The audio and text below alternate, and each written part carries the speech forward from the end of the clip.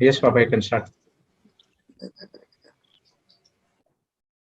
So praise the Lord. Thank you, Jesus, that as you revealed to us this morning something new, help us to be extremely attentive as you teach us, Father, from the scriptures, powerful truths.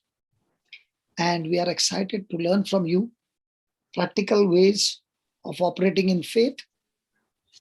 And as we go through the scriptures, Lord, we are all excited that we will have more deeper understanding of the word. And this preaching is planted in good soil, that we not only understand it, we apply it, and we experience it with amazing manifestation of your glory.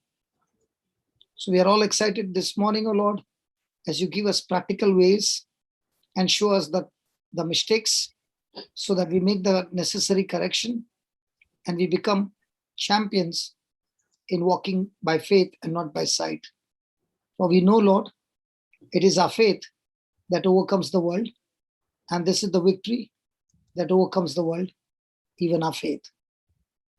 So, thank you that you are going to give us parables, examples, and make this preaching, teaching, not only easy to understand, but easy to practice, practical way of practicing it and coming back with testimonies. We're all excited, Father, as you take us on this journey. In Jesus' name. Amen.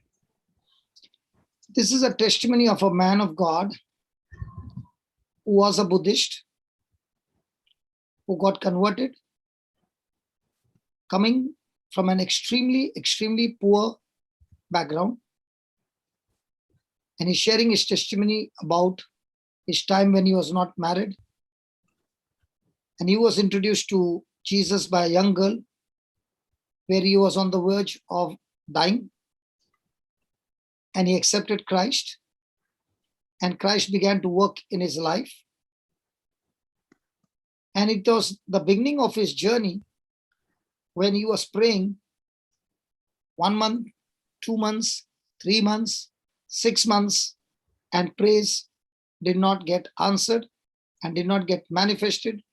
He began to question God and ask God to give him the reason where he's going wrong so that he could make the correction.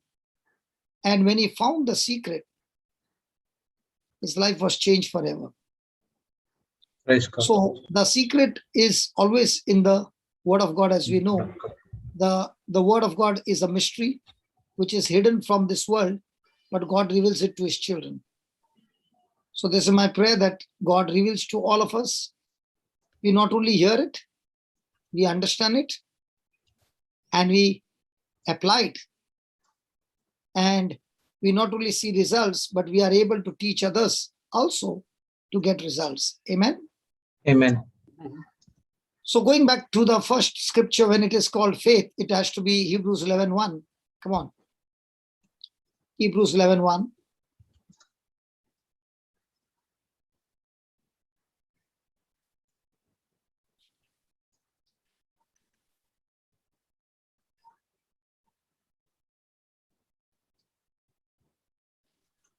Now, faith is the substance of things hoped for, the evidence of things not seen.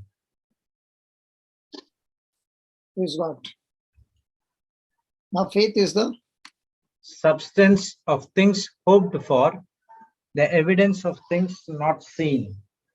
now that hoped for is where we have missed it out, because that hope, what this person is talking about, is faith is the substance, that is, it's a raw material of things hoped for, and those things that you're hoping for is just like when a person is going and buying a house.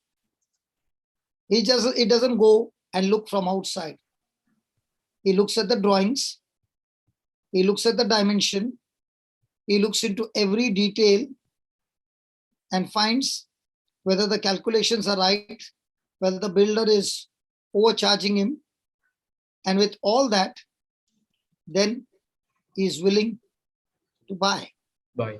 In the same way, when we are making hope for, it is a clear cut things that you are putting in detail of the things you hope for. It is not a vague idea about your goal.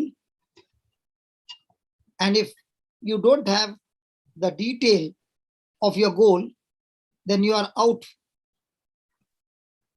Then you're out of touch with the one who can answer our prayer.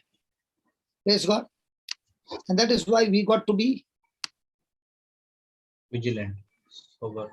vigilant. Praise God. Praise God. About the things you praise God. Hallelujah. Amen. Amen.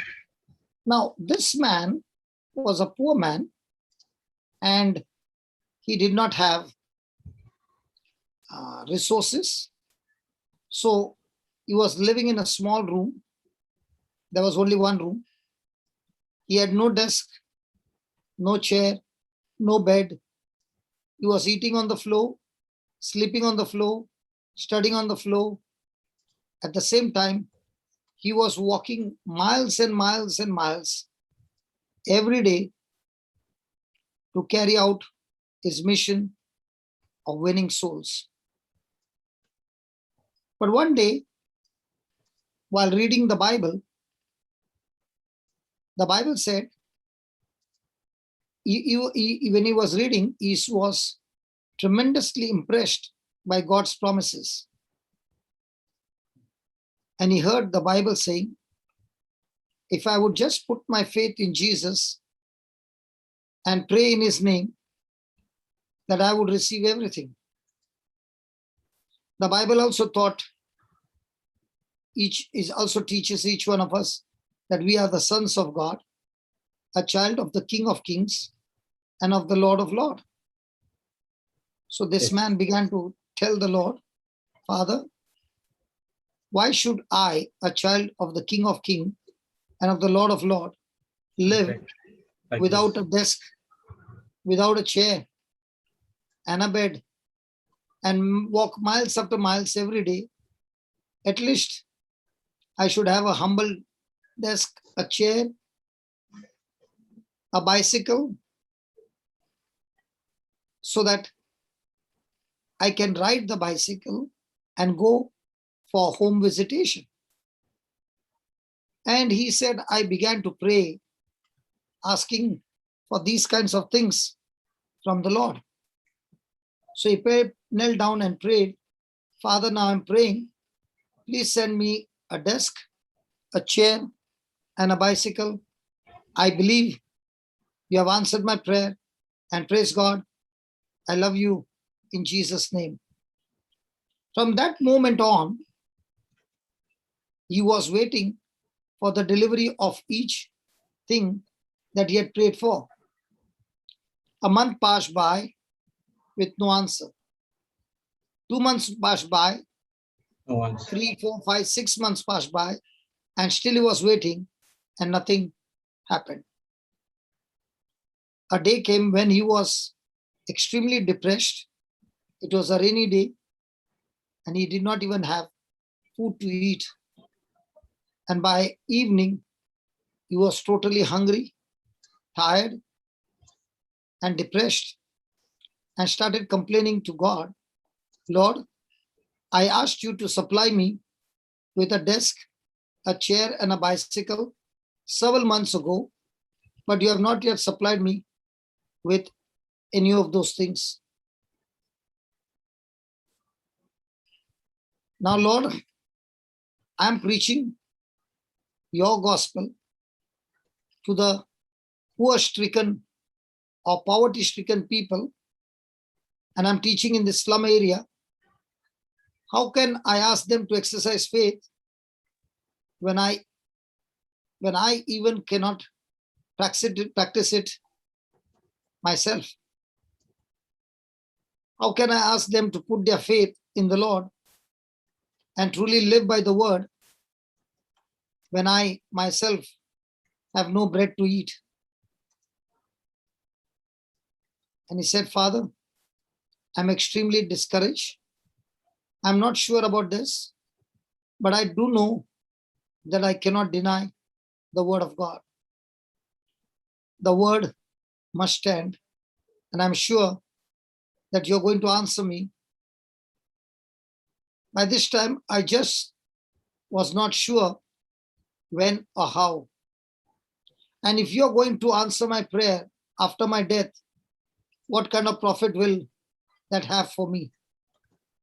If you are ever going to answer my prayer, please speed it up, please. After saying this prayer, this man sat down and began to cry. And suddenly, he felt the presence of God, feeling his soul.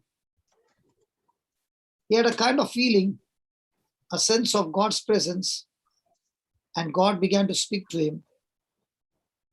In the still small voice, he heard a voice in his soul, and the Holy Spirit said, My son, I heard your prayer a long time ago.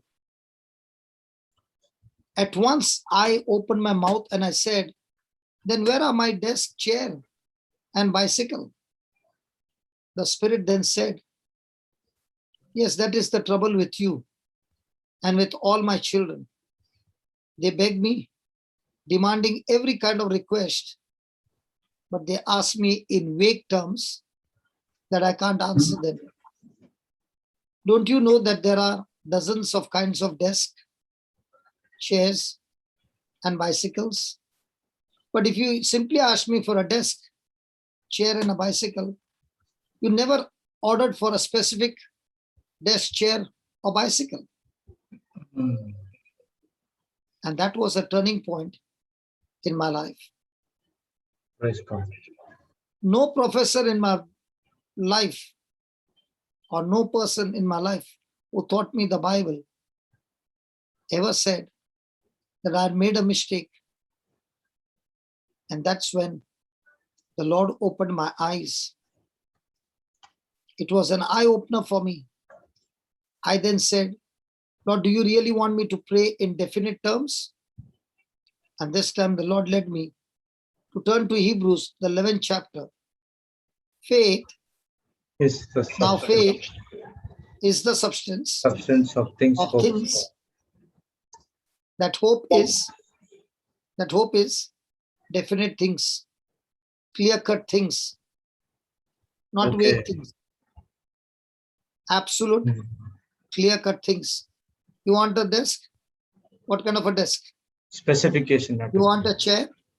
What type kind of a chair? You want a bicycle? What kind of a bicycle? So this man says, I knelt down again and said, Father, I'm sorry I made a great mistake and I misunderstood you. I cancel all my past prayers and I am ready to start all over again. So I gave the size of the desk, which was to be made of a Philippine wood. I wanted the best kind of chair, one made with an iron frame and with rollers on the tips, so that when I sat on it, I could push myself around like a big shot. Then I came to the bicycle and I gave real much consideration to the matter because there were so many kinds of bicycles of different countries. But in those days, bicycles which were from the US were very strong, sturdy bicycle. And they were the best. So I said, Father, I want to have a bicycle made in the US with gears on the side so that I can even regulate the speed.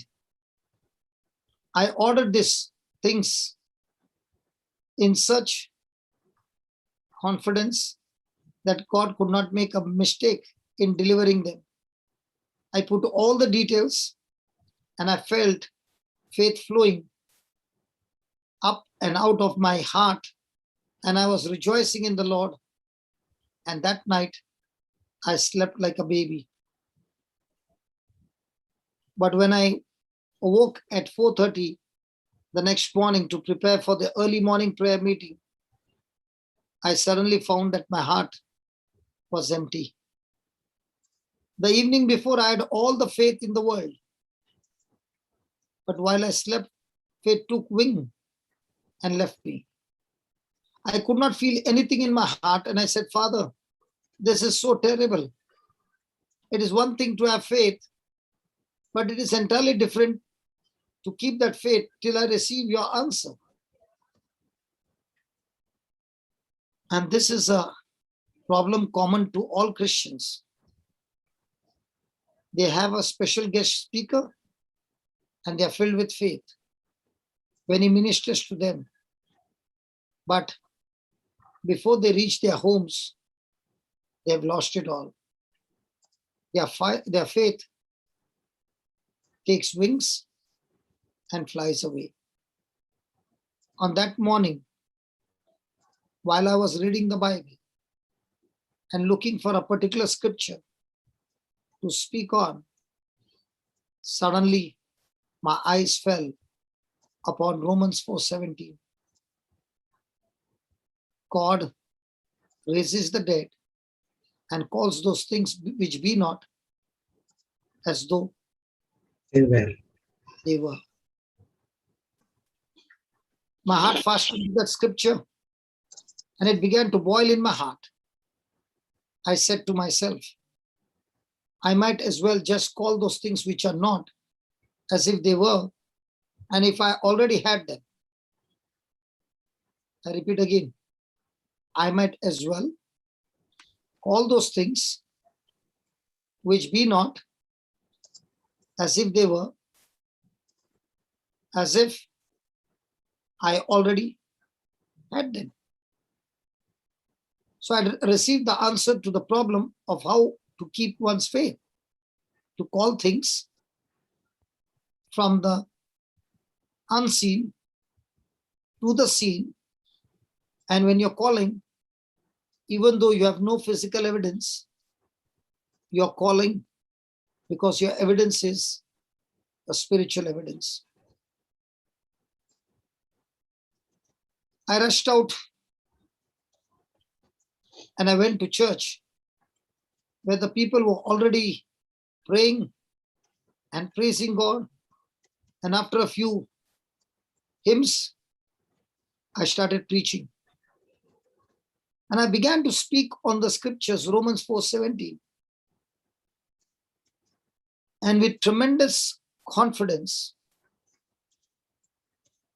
I began to speak to my people, saying, by the blessings of God, I have a desk made of Philippine wood, a beautiful chair with an iron frame and rollers on the tips, and a bicycle made in the US with gears on the side. Praise God, I received all these things. The people were just surprised because they knew that I was absolutely in poverty and I was bragging about these things. They could not believe their ears. In faith, I was really praising God, doing just as the word of God told me to do. After the service, as I was walking out, 3 young fellows followed me and said, we want to see those things. Preacher, we want to see those things.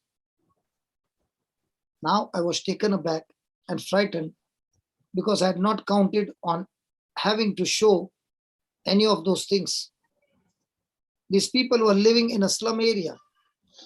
And once they knew that I'd lied it, it would be the last time I could go and minister there. They would call me a liar preacher. They would never want me to come back. I was in a terrible situation. So I began to pray to the Lord. Lord, from the beginning, this wasn't my idea. It was your idea for me to tell it like as if I just obeyed you. And now I'm in a terrible situation. I said it as if I had it. You said, believe that you have received it, and then you shall have it.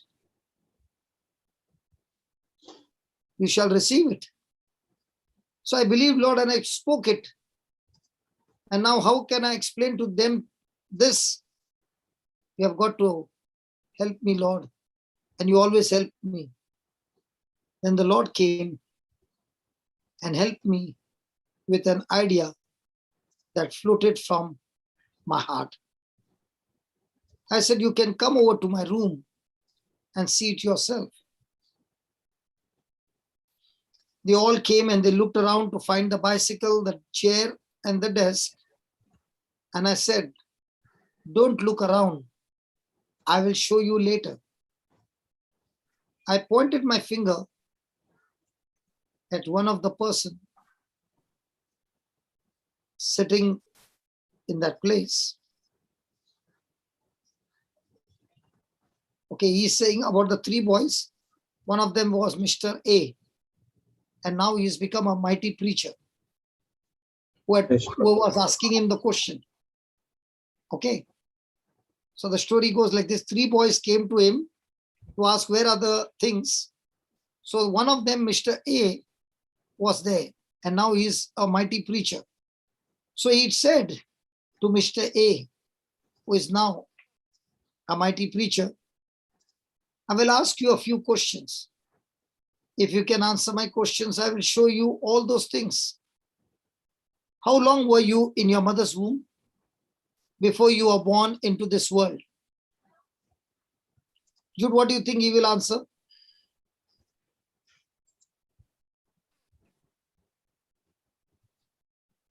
Don't know what How is that. long were you in your mother's womb? Jude, how long were you in your mother's womb? 9 months. So he also asked, he also said, well, 9 months. Jesse, what about you? 9 years? 9 months. 9 months. So all of us were 9 months. Yes. Any doubt? No. No. So what were you doing 9 months in your mother's womb? Growing. Rolling, Huh? eating. Growing. Eating. You were growing. Okay. Did anybody see you growing? No. No, Why not? I'm inside. I'm not outside. I'm inside. So no one could see you Even mother because cannot you see were us. inside your mother's womb. Then I Yes. said, you were as much a baby inside your mother's womb as you were when you were born into this world, right? Hmm. Right, Jesse? Yes. I was inside my mother's womb until I'm born. So I knelt down here and prayed to the Lord for that desk, chair, and bicycle. And by the power of the Holy Spirit, I conceived the desk, chair, and bicycle. It is as if they are inside me, growing right now. And they are as much as a desk, a chair, and a bicycle as when they will be seen by people at the time of their delivery. So they started laughing and laughing, and they said, this is the first time we have ever seen a man pregnant with a bicycle, chair, and a desk. And you have been hearing me many a times. I'm telling that I'm pregnant. You hear me confessing many times, I'm pregnant. This testimony, right in the beginning of my life with Christ, helped me to understand that just as a baby is growing for 9 months, faith has to be incubated inside my spiritual womb. And I need to believe that just as the baby grows every day, my hope, clear cut, with extreme description hope, is growing inside of me, and the power that makes it grow is my faith. Yes, So, Lord. rushing out of his room, they began to spread the rumor all over the town that this preacher was Correct. pregnant with a bicycle, chair, and desk. And I could hardly walk through the town because women would gather to look at me and giggle. Mischievous youngsters would come at me, and especially on Sunday, they would touch my stomach and say, "How big have they become?" And they would ask him, "How big your stomach is becoming?" Now, do you understand why my stomach is so big? Spiritual pregnancy. But all those days, I knew that I had every one of them growing in me. It did not bother me. It just takes time. As a mother takes time to give birth to a child, it takes time for me, because I too became pregnant with all these clear-cut objectives. Very important is that clear-cut objectives. I was praising the Lord, and sure enough, when the time came, I had every one of those things. I had exactly all the things I'd asked for. A desk made of Philippine wood, a chair made by the Japanese Mitsubishi company with rollers on the tips so that I could roll around when I sat on it, and a slightly used bicycle with gears on the side from an American missionary's son. I brought the desk, chair, and bicycle into my house, and that was the beginning of my life that completely changed in my prayer attitude. Until that time, I always prayed in vague terms. But from the time until now, I never prayed in vague terms. If God were ever to answer your vague prayers, then you would never recognize that prayer as being answered by God. You must ask definitely and specifically. I want to take some time here, and I want to tell you, when I wanted to build a retreat house, I did not have the picture. I did not have the money. But I had a clear-cut hope that I want to build. And it was when I visited a person's Hangar. factory. And on that picture, I saw the airport hangar. And that airport hangar spoke to me and said, "Why don't you share your dream with this man?" And I shared this dream with this man. And this man, whose wife was on the point of death and had got saved through the preaching, always wanted to do something for the ministry. And I shared this to him. And he said, "Can I design the house of God?" I said, "Yes, but I want the sitting capacity to be 2,000. He said, "Okay." And when everything was over, I said, "My friend, I don't have the money. I got only 10,000 with me right now." So he turned around and said, "Let's make a deal. Labor is free. You have to pay me the material cost. I will put in the money. You pay me as and when you get the money." Now remember, labor cost is always 2 times of the material cost. Material cost, yes. So out of 3 parts, 2/3 was free. I had to pay only 1/3. So I told him, "Can you make a drawing and give me?" By the time I went, he did not make a drawing. He actually fabricated the whole thing with metal. The whole house with metal. And he showed me. He said, how does it look? I said, good. But I said, now, with the size that has been made, I'll have to make another dormitory for people to sleep. And I don't want to make the dormitory. So can we take this portion and this portion and this portion and add it and convert it into a balcony so that at night the beds are on the balcony, and if the crowd is more, people can sit in the balcony and not if the day when the services are full, they can sit in the balcony and listen, and at night they can pull the bed down and they all can sleep. He said, done. And that's how that center came into being with no money. And then came another person who said, God told me to pay all your bills, and he paid it all. Now, did God tell me to borrow? No. No. Did I sweat for it? No. So what did I do? I began to go and solve people's problems day and night without a break. And God brought just two peer person who came into my life. One constructed, the other one came and paid.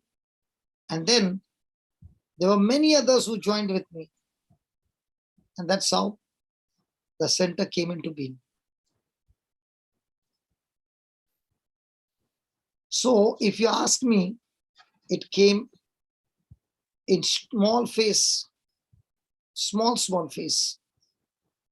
But when the whole thing was over, it was an awesome manifestation, delivery of pregnancy. Praise The first pregnancy that we ever had was of an organ. We did not have an organ keyboard. And one of the brother, I asked him, can you become pregnant? And when I explained to him, he wrote down the name of the organ, the model number, every detail, and he put it on his wardrobe so that when he would get up in the morning to go to office, he would read it, lay his hand on it, and pray and thank God that he had received it.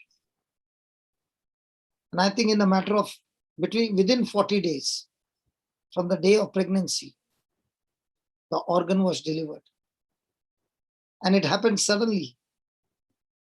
A person whom I know came at midnight and said, oh, God woke me out from the sleep and said, take this envelope, this amount, and go and give it to him.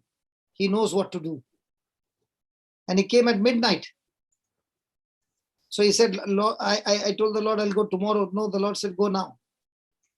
So I obeyed now, and I came to meet you at midnight, brother. And in the morning, I called up my brother who had become pregnant, and I said, we got some money. Let's go to the market and see what we can do. And by the time we purchased the stand and all the accessories and everything, the money in the envelope and the money that was on the bill was exactly the same.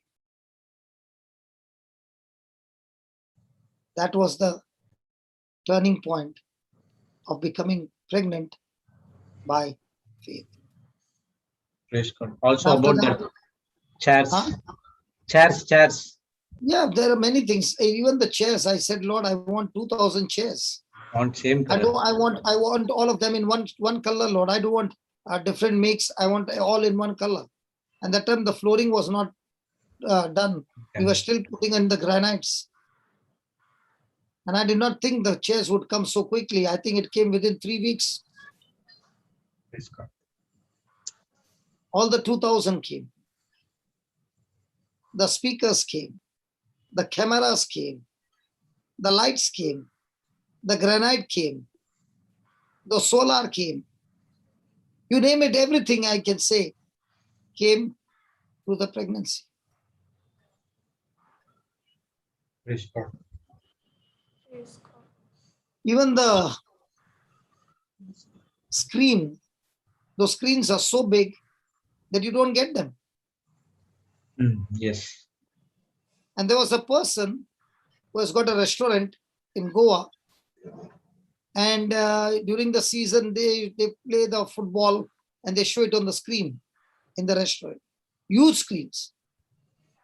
So we asked him, from where did you get the screens? So he gave us the address and we called up, but there was no response. And when he heard that what we are doing, he gave 2 of his own screens. And those screens are there even now in the new creation home. And that too was pregnancy. Praise God. So I must ask definitely and specifically. Let me give you an example. Now somebody will say, is there a scripture to back up that? Yes, there is. There's a scripture for that. Do you remember the blind man Bartimaeus? He cried out to Jesus, Jesus, and us. Jesus, son of David, David, have mercy on me. have mercy on me. Jesus, son of David, David. have mercy on me. Now, Bartimaeus was a blind man and people told him to shut up. And Jesus was going out of Jericho. Can you search that scripture and put it on the screen? Yeah. About Bartimaeus. So we will see whether it's scriptural to pray clear-cut hope. Thank you, Jesus. Mark 10.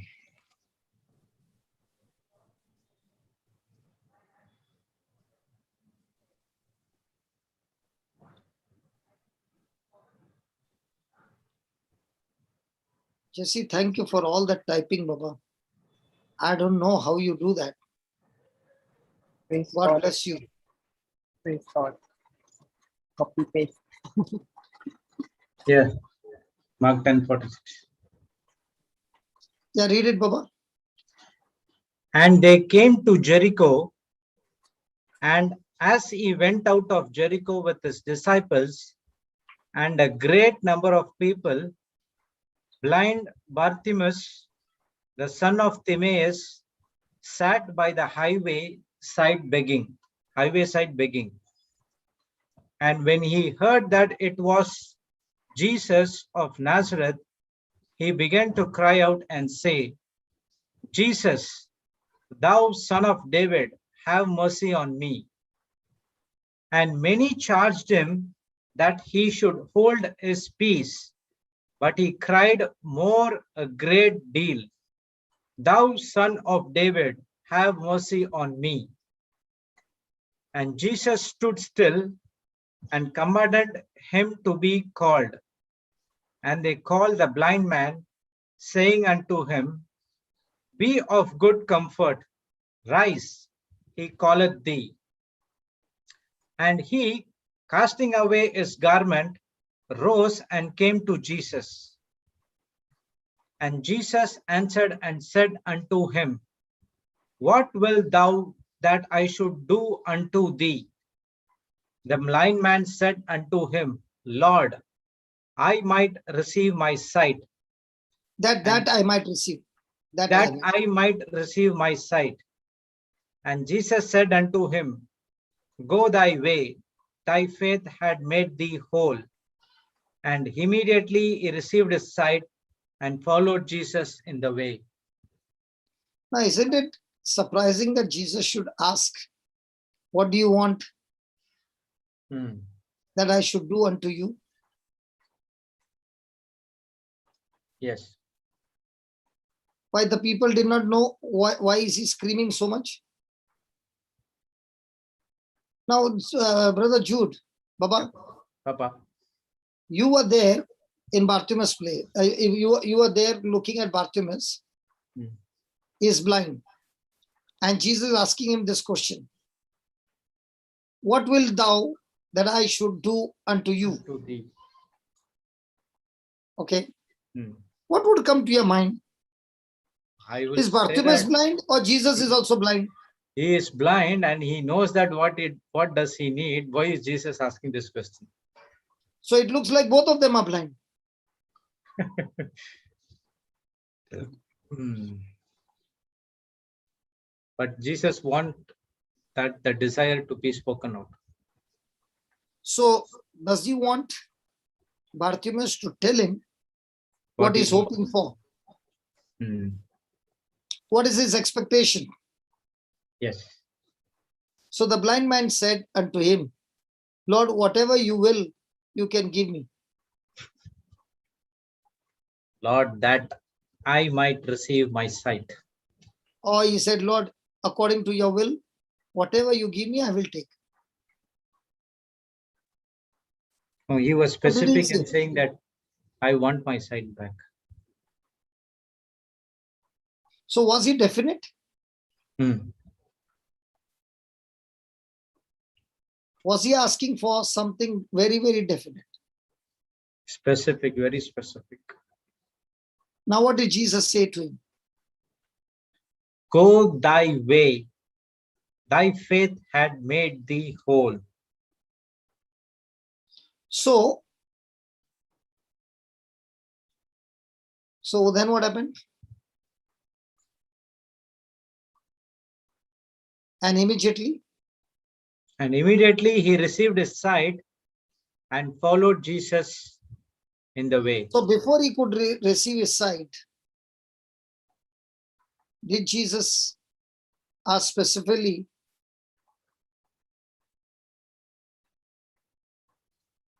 now did Jesus pronounce his healing or did Jesus ask him first? He asked him first. So when you bring your request to the Lord, are you coming with specific request, with a definite objective, with a clear-cut goal? No. Thank you, Baba. Huh? No. So is the Bible teaching us that when you have got a clear-cut goal and Jesus says your faith has answered you, your faith has made you whole, means what? Your faith has supplied the raw material, and what you had a clear-cut goal has come to manifestation, and that manifestation is bringing God the glory. Now, for example, from today, there are going to be 200 plates of food going to be cooked and given to the poor.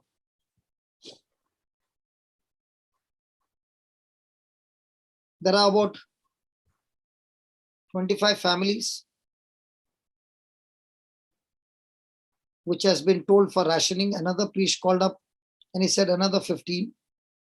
Now, with all these things happening,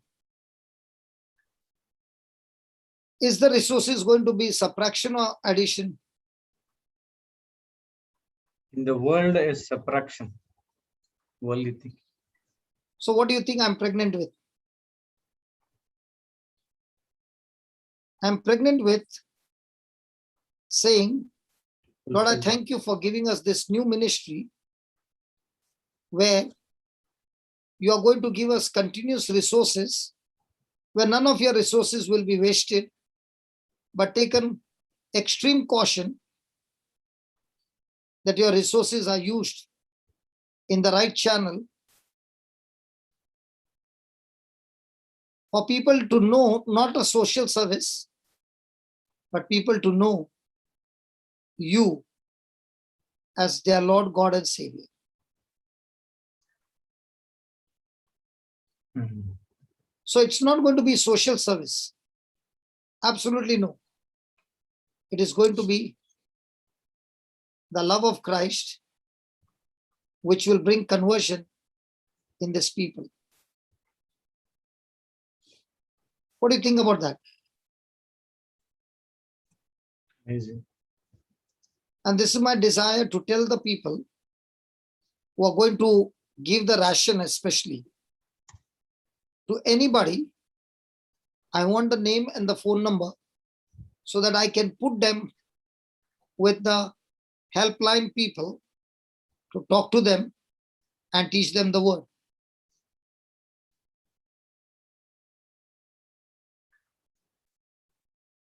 So when we are planting the seed,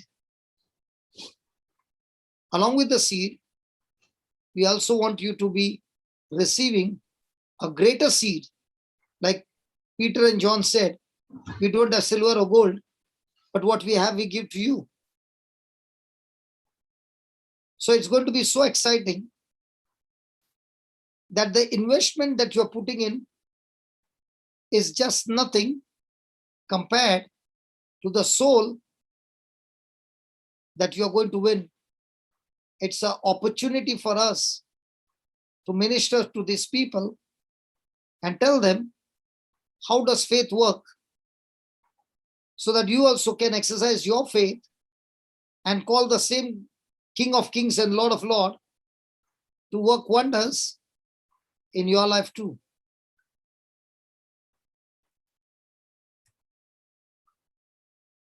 So what do you think about this pregnancy?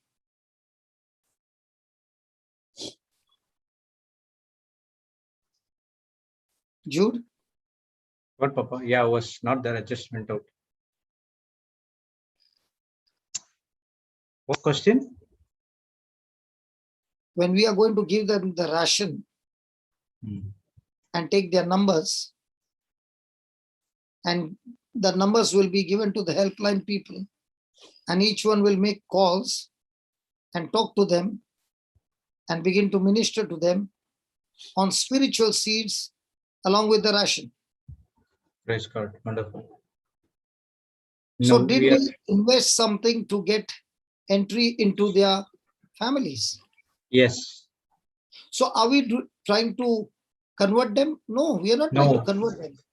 We are no. trying to Give them the truth. help them know How to their receive. inheritance. Praise What God. are they Yes. missing on earth? And God said it's already provided. Why it's not there? So we are going to tell Yes, them the truth, how to receive yes, them. yes, yes. And that's why I'm so excited. God has given a different ministry and is giving us new strategy. Not that we are giving you the ration, now you become a Christian. No, no, no, no, no. We are sharing with you how our life got blessed, because the time was there when I also did not have money, neither did I have a house to stay. So now when we in the team become pregnant, with this as the top priority, and in this pregnancy, we are going to plant the seed, and through this seed, we are going to bring revival in the parish. What do you think about that? Praise God. Wonderful. We might even invest a MP3 player with a memory chip and say, can you start listening to these teachings? Can you start using the scriptures?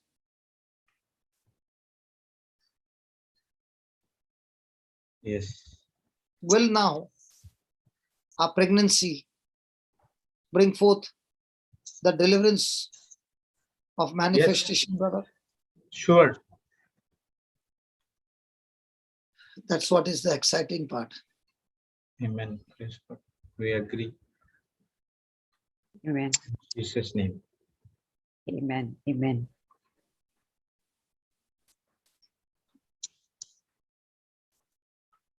If that system worked for him, can that same system work for me? Yes, for everyone.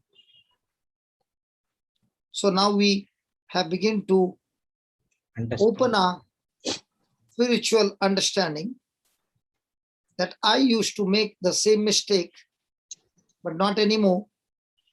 I can write down in detail the things that I desire and also continue to believe that what I've desired has come to pass, and also begin to thank God before the manifestation with confidence that it is growing in the spirit, and surely the delivery is going to come suddenly with manifestation.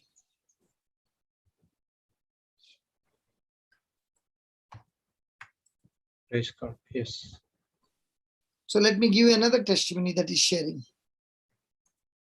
Once he was visiting a particular parish, and there another preacher's wife invited him to their office. And the preacher's wife said, who had invited this preacher, there's a lady waiting here. Can you just pray for her? So I asked, what do you want me to pray for? She wants to get married and she hasn't still found a husband. So I asked the preacher's wife, okay, send her in. So she walked in, a nice looking spinster, just about 30 years old. And I asked her, sister, how long have you been praying for a husband? And she answered, for more than 10 years. My question to her, why hasn't God answered your prayer for these more than 10 years? I asked.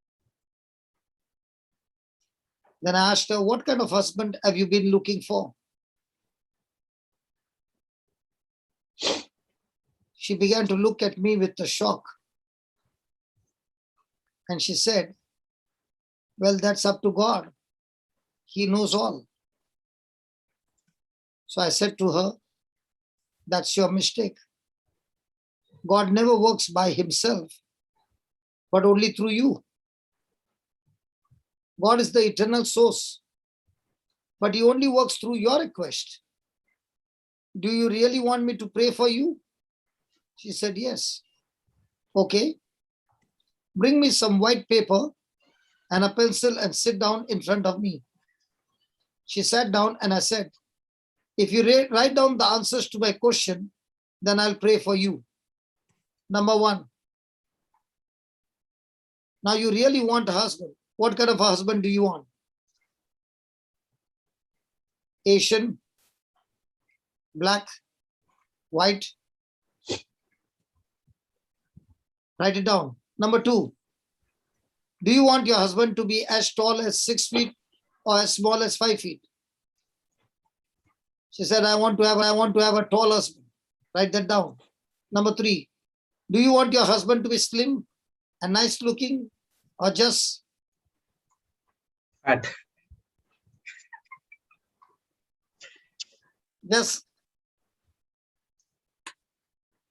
slim like Jesse? Or a plumpy one? So she said, I want to have him skinny. Write down skinny. Number four, what kind of hobby do you want your husband to have? Well, musical. Write down musical. Number five, what kind of a job do you want your husband to have? School teacher. Write down school chief teacher. I went through 10 points with her and then said, Please read aloud your list. So she read each point, 1 through 10, with a loud voice. And then I said, close your eyes. Can you see your husband now?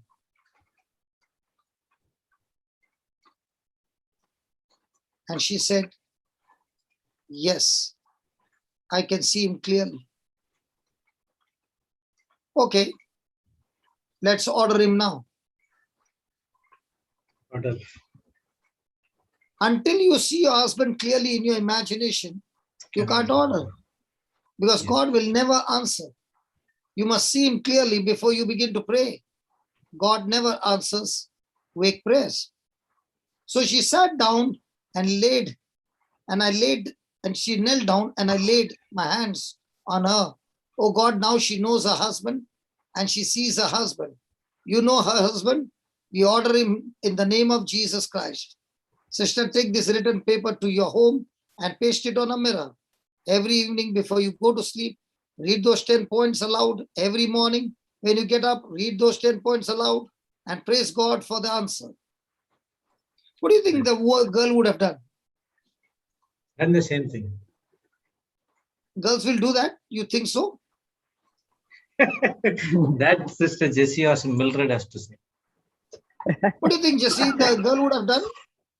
Surely, if you want, you will. You want, you will. So, What so you many of them really who are desire. married now, so many of them who are married now are saying, if only I had to get this before, I would have gone into shopping. No, Yeah. no. That might be in other case. In my case, I'm satisfied. No, I'm not saying, you mean to say we are not satisfied? What do you mean? Be careful what you say, Brother Jude. It's recorded. That's what Papa we said.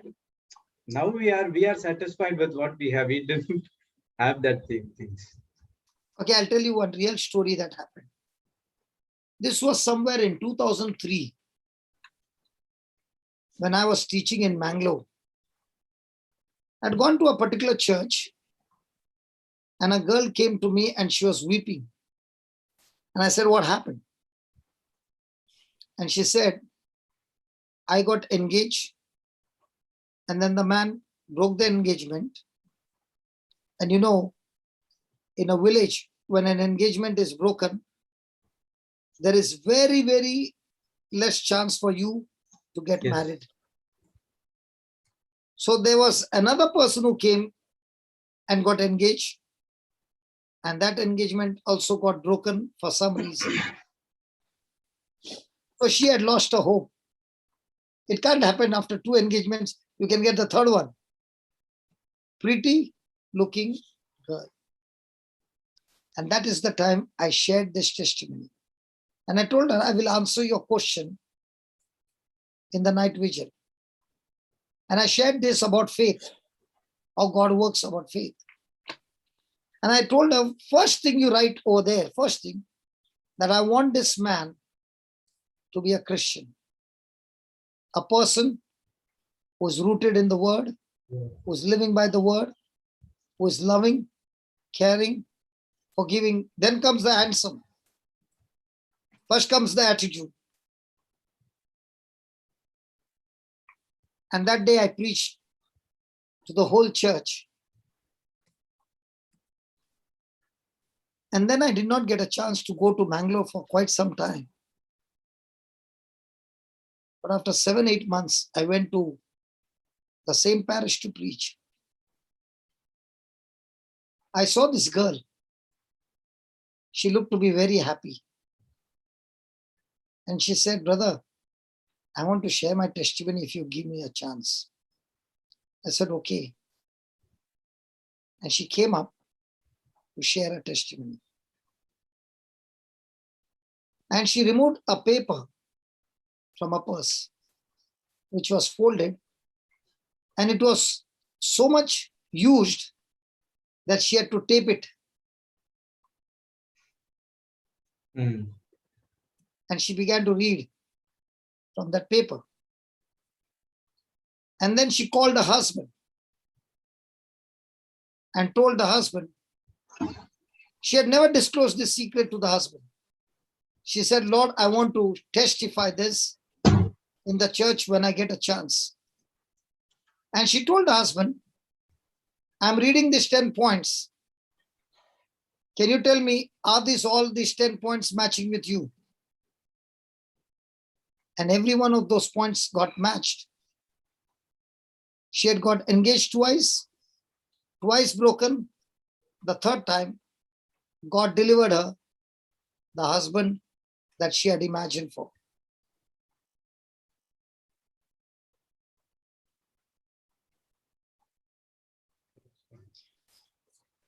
Now, in that day, the previous time when I was preaching, had I preached the message to everybody? Yes. Yes. How many people do you think would have gone home and done the homework? Those who really believed on the subject. So how do you know whether the congregation believes you or not? When they come back with the testimonies.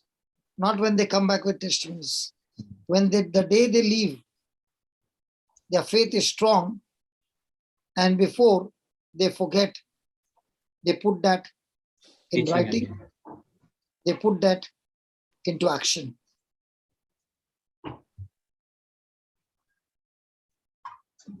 Praise God. Yes. The same message I preached so many times. But not everybody took that message. But during this season of COVID from last March, when we started, we saw tremendous change in the congregation. Because now was the question, if I do it, I can overcome it. If I don't do it, I might die. Now, was this preacher teaching this lady how to set up a thermostat? Yes. Right. So 10 years back, she has started praying. Had she set the thermostat? No. Was she saying, God, you have not answered my prayer? Yes. Yes. So what was she seeing in a spirit? That her prayers were answered or not answered? Not answered. But the moment she wrote it and she began to imagine it, now what did she say? Yes, I can already see that man. it. And I'm ordering him, Right. doing my spiritual shopping. Now, there is sometimes extremely dangerous in the spiritual shopping because somebody might use this system, but not according to the word. I remember reading a testimony of a woman of God who literally was mad in love with another man of God who was married. So A was in love with B, but B was married to C. And B and C had a great relationship as husband and wife, rooted in the word and a very, very powerful ministry. A on the other side also had a very powerful ministry, but she was not married.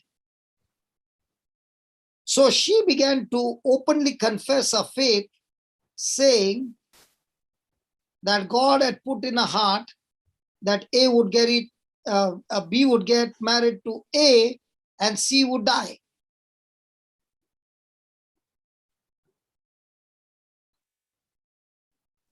Oh, So C would die and B would be free now. And when he would be free, he would get married to A. So she exercised her faith and she spoke her faith. but Listen. okay. She went to a point where she invisibly did the whole nuptials where she was standing and B was missing, but by faith she believed that she had exchanged vows and even the rings with B, even though B was not there physically. She did even the nuptials.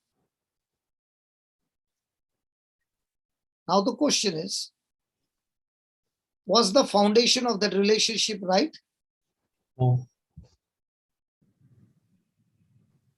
No. So do you think then, even though she is using the system right, but the source is right? No. No, It's not under God's providence. correct. It's not covered under grace. So now, she not only destroyed herself, she destroyed a congregation also who believed in what she said. Hmm. So she was believing that this woman would die, and this was something 30 years back. Both of them are alive even after 30, 35 years now. But what Yes. happened to the lady? You would have She been lost her ministry. She got Pastor. offended. She got bitter. She got angry with God. And she lost it all. bashed up by the devil.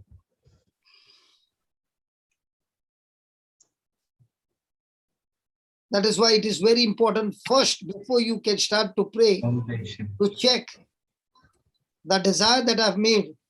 Is right. it covered under Grace. God's providence, God's grace?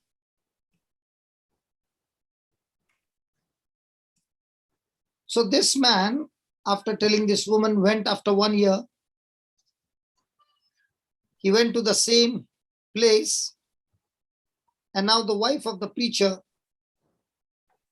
said to this preacher, would you come and have lunch with us? And this preacher said, yes, I would love to have lunch with you. As soon as he entered the cafeteria, the preacher's wife said, she got married, she got married. And I said, who got married? Do you remember that girl you prayed Prayed. for? You asked her to write down those 10 points. She got married. And I said, yes, I now remember. Tell me what happened. Now, this is the testimony. That particular summer at the church, one of the high school music teacher came in, and he was staying in that church for a week to carry out singing revival. He was a single man, and all of the young girls were crazy about him. They wanted to date him. But this guy was so, he would not even look at any of those girls. He was not interested. Yet, he was fascinated with this older spinster. He was always hanging around her. And before he left, he asked her to marry him. Eventually, she was not ready to give her consent. And she showed him the paper that she had written, those 10 points. And all those 10 points matched this man. They were happily married in that church. And on their marriage day, her mother took that paper written with the 10 points and read it publicly before the people, then tore it up. It sounds like a story, but it really works like that. I want to remind you of one thing. God is within you. Amen. God Amen. is within you. Within you. Amen. God never works anything independently of you that concerns your life. God never works independently of you It concerns your concerning your life. life. God is only going to work through your thinking, through your belief. So whenever you want to receive answers from the Lord, bring out the clear-cut objections. sorry, not objections, objectives, Expectation. expectation objectives. Yes, Now sir. tell me, during this time of COVID, when a person gets a positive report, what kind of imagination does a person get when he gets a positive report? Immediately he looks into that evil report, get more. Does he look into the report and begins to think, or does he see the coffin in the report? Step by step, end result. Checks all the reports, maybe Arey normal. Baba, End result. Arey Baba, when he doesn't have the word, no, and End he has been result. watching the news channel so much, he can see a coffin there, but he Yeah. doesn't know which wood, whether it's sandalwood or teak wood, End result. because that imagination is what plays on his mind. Praise God. Can you see why so many people are dying so quickly? They imagine themselves as they've already lost the battle. The imagination is not what the scripture Only says. Their imagination is what all they heard on the news channel. What all the doctor said to them. And what is joyful is every day at breakfast table, there are 3 people of different faith coming and sharing, and all the 3 were given death sentence. Death sentence means the doctor said, no hope. the game is over, we can't do anything. And all the 3 were introduced to us at that time, and we introduced them to Jesus, and we began to teach them the basics of faith. None of them are baptized. None of them know the doctrine. But what they learned is to get into a relationship with God.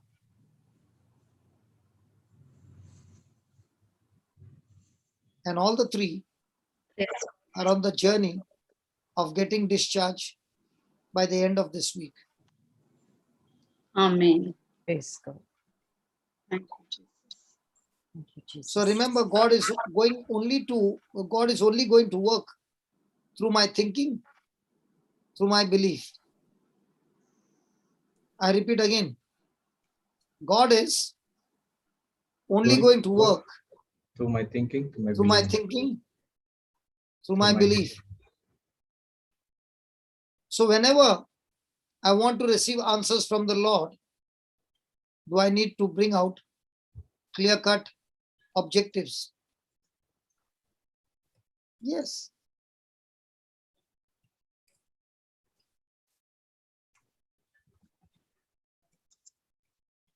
Praise God. How many times do we go to God and say, God bless me, oh God bless me, oh God bless me? We used to Yes. Now, we Many always times. use Ephesians 1:3. But my question to you is, are every promises of God in Christ Jesus in past tense or future tense? past tense, already done. So are the promises in thousands which God has already given to us, which speaks about He blessing us? He has already blessed us. Yes. So if you go into God and say, God, please bless me, what is God going to ask you? What kind of He blessings? will think we have out no of that? faith. Hold on. When you say, God, please bless me, God is going to ask you, out of those 8,000 or 10,000 promises, which one or what kind of blessing do you want? Because I have not blessed you one, I have blessed you in thousands. Now tell me, which one shopping are you doing? So please begin to realize that when you're going to God in prayer, you are actually doing spiritual shopping by faith to what Jesus has accomplished for us on the cross. So I got to take a notebook. I got to clearly write down and see to it that what I'm writing is covered under the word of God.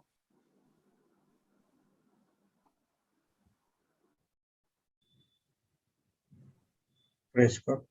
Praise God. Normally, can we we- used to say, brother, like if God wishes, if God willingly. So that was so wrong. So from now on, can we start praying that God will add more and more people, thousands of them, by the end of this year, say 5,000 and more people into the group who are going to be word-based, scripture-based, faith-based, and not emotional-based.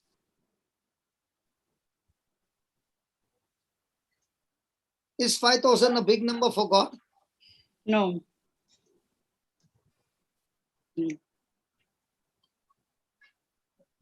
So can we give a definite number, Yes.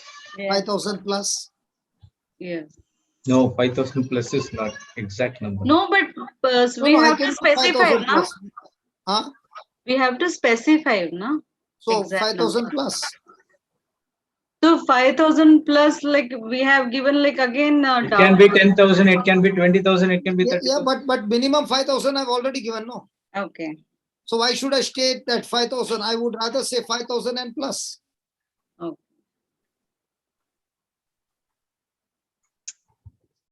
Now, do we need to pray about it every day and not pray about it? Thank Right. God that He has brought 5,000 plus. I'm not talking only about members. Huh? I'm talking about 5,000 plus disciples. I'm talking about 5,000 plus warriors. Okay. Mm. I'm not talking about participants. Sorry. I'm talking about the warriors Warrior. who are willing to go into the field and serve the Lord. Hello. Yes, brother. And one more thing you said, it should be word based, scripture based, and not emotional based. Emotional based. Yes.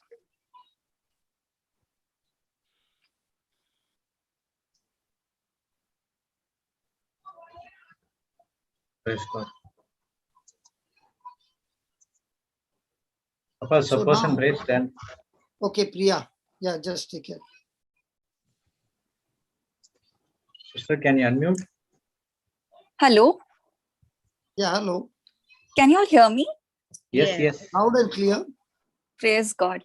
Okay, so Papa, you were sharing about the COVID thing, right? So I just thought I'll share my testimony. So I'm the same girl who gave my testimony of clearing my final year MBBS exams, and I started my internship. So last 5 days, I was posted in COVID duty. So basically, I had to go and see COVID positive patients, check their blood pressure and glucose levels, and like from house to house for last 5 days. And I have actually been living on the word. I mean, I've been meditating on Psalm 91, verse 1 to 4, that whoever dwells in the secret place of the Most High. And that has been keeping me so much at peace. And not just that, I get 5 minutes to spend with the patients. So I just tell them that don't watch a lot of news, and nothing's wrong with you. You're completely fine and okay. And that calms them down. I would definitely love to share the word with them, but because I have just 5 minutes, I just try to, reach out in whatever little ways I can do. Praise God. And you had no infection. No, not at all. I'm completely healthy because I know. Now, Priya, if you were Yes. the same doctor and you had no foundation of the word, what would be your first response when they put you in you just finished your course and you're just about to practice and they put you Yes. straight on the war zone? I think You I are on would. the war zone. You say you are on the war zone and bullets are Yes. going from all directions. Yes. I What think would be I the would condition? I think I would just react like all my friends would. Like they were having sleepless nights. They were very worried. They were very scared. They're like, when is this thing getting over? And all that time I was just like meditating on Lord, how good you are, how merciful you are, Okay, now my how blessed question my to you life is, is. your friends are also doctors, right? Yes, Papa. Out of them, how many got COVID? They did not test positive yet, but they were complaining of symptoms, Papa. Some of them. And they have got tortured, terrible nights. Yes. So aren't they asking you, how come you're so joyful? Not yet. As like I'm also waiting for them to ask me that so that I can share the secret. There is a person by the name Lawrence in the Konkani session, JCLM Konkani, Melbourne, who has a Konkani teachings at 3 o'clock. His wife is Suzanne. Suzanne was pregnant and she's a nurse. And she opted to take the COVID department when she's pregnant. And they said, because you're pregnant, you can't take it. And she said, because I'm pregnant, I want to take it here because I want to serve these patients and nothing will happen to me. And all her colleagues who are there are so frightened to do their duty. And many of them even got the symptoms. But this lady, being pregnant, chooses this department or this, what do you call it? Department, or what do you call this section? Mm, yes. COVID ward. Yeah. This ward. Okay, this ward. Thank you, Alice. This ward. And she is now sharing the word with her colleagues. Why she's so joyful and why is it not going to have affect her? She's got a small son at home and none of them was scared. And she finished her 9 months. She delivered a baby and she's come back home. Praise God. Praise. Thank you, Jesus. Wow. So those who understand the scriptures, not with the head, with the heart, they are fearless. And their fearless is not based on themselves. They are fearless because of what Jesus has given them the word, and they believe the word. Brother, can I ask Dr. Priya one question? You ask 10 questions, no problem. Dr. Priya, Yes. when you got your duty in COVID ward, your parents or your family members didn't get scared or said like demotivated, like why you are taking this duty or anything of that Uh, sort? no, sister. They did not because they themselves are rooted in the word. So in fact, they were like, this is your chance to get more souls for the kingdom of God. Praise God. Wow. Praise Wow. God. So, That's can so you tell me wonderful. again, please, please, please? Can you say that again? Yes, Papa.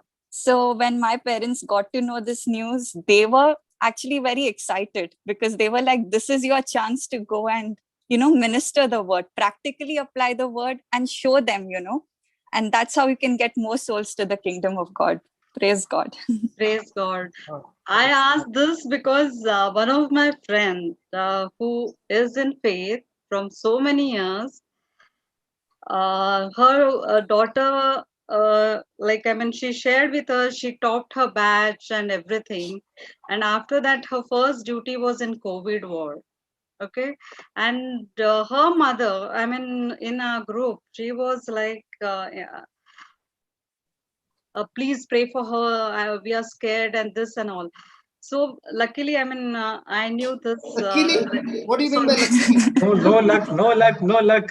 Luckily? sorry. I cancel. Thank God, I knew few Pivot, things. Thank pivot, God. pivot. So then I could tell her, like, why you're getting so much scared when we know that we are covered with blood of Jesus, and no virus, no sickness will come near us. No, they will not touch us. So, and then I gave white book and asked her to give it to her daughter. So after 10 days, but starting initial stage, like pray for me, pray for my daughter, pray for it was there continuously. But thank God, like she understood, she gave all the scriptures, white book to her daughter. And she's very happy that she got a chance to serve in that ward. And Praise Later on, God. that praise God, this thing, sentence changed. Thank God she got a chance to serve in that war. Thank you, Jesus. So Thank you, praise God. Sister Alice, for sharing this. So, Priya, Yes, Papa. when you first entered the ward, and as you began to move, okay, each day passing by, Yes. don't you find your faith is growing along with you? Yes, absolutely. It is growing more and more. So when you entered the first day, and now you are about say 1 month, is the attitude the first day and after 30 days the same, or is it No, become extremely strong? it has become extremely strong Can day you by tell me day. why? Can you tell Why? me why? Because you're meditating on the word. Joshua 1:8 says, "This book of law shall not depart from your mouth, but you shall meditate on it day and night. And then you shall do what is written in the word, and then you shall make your way prosperous and successful." Praise God. So I've been applying that.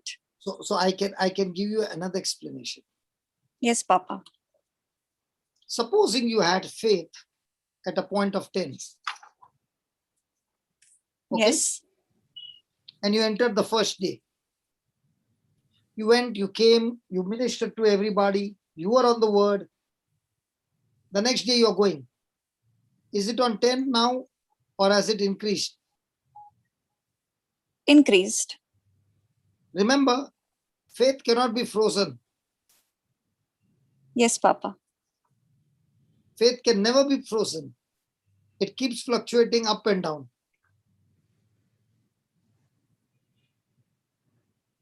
So now, after 1 week, are you still on 10, 11, or gone higher? Gone higher. Do you know why did you go higher? Because that 1 week, you found nothing happening to you.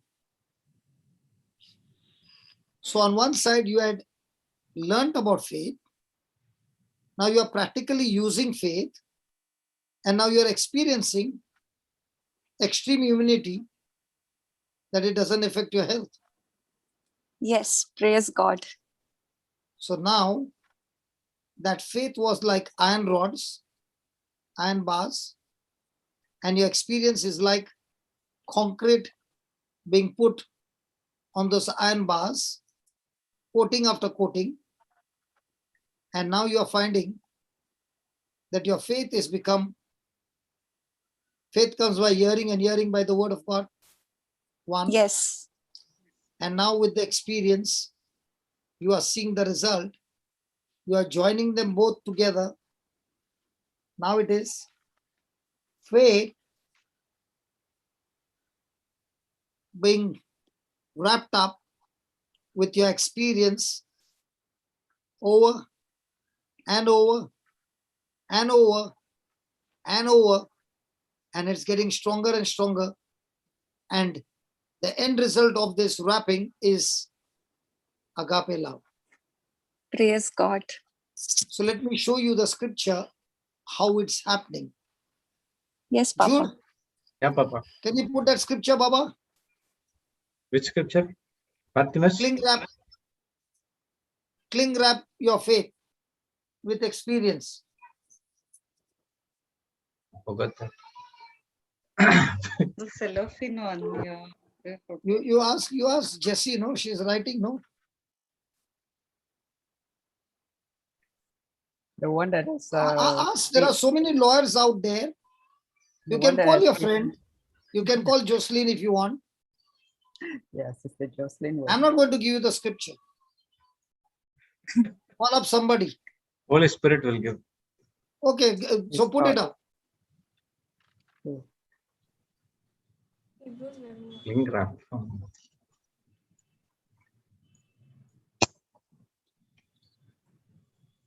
Ask somebody from the participant. No. Yeah, they will message, but they also doesn't know, I think. Brother Jude, Hebrews 11:1. Hebrews 11:1. No, no. No. Hebrew 11:1 is only the iron rods. I'm talking about the concrete. Brother Jude, the one with Romans patience. 4:17. The No. one that has steps. Is it the one growing in virtues? The something related to the ladder of virtues. Two I mean, Peter there 1:3. are some few scriptures on related.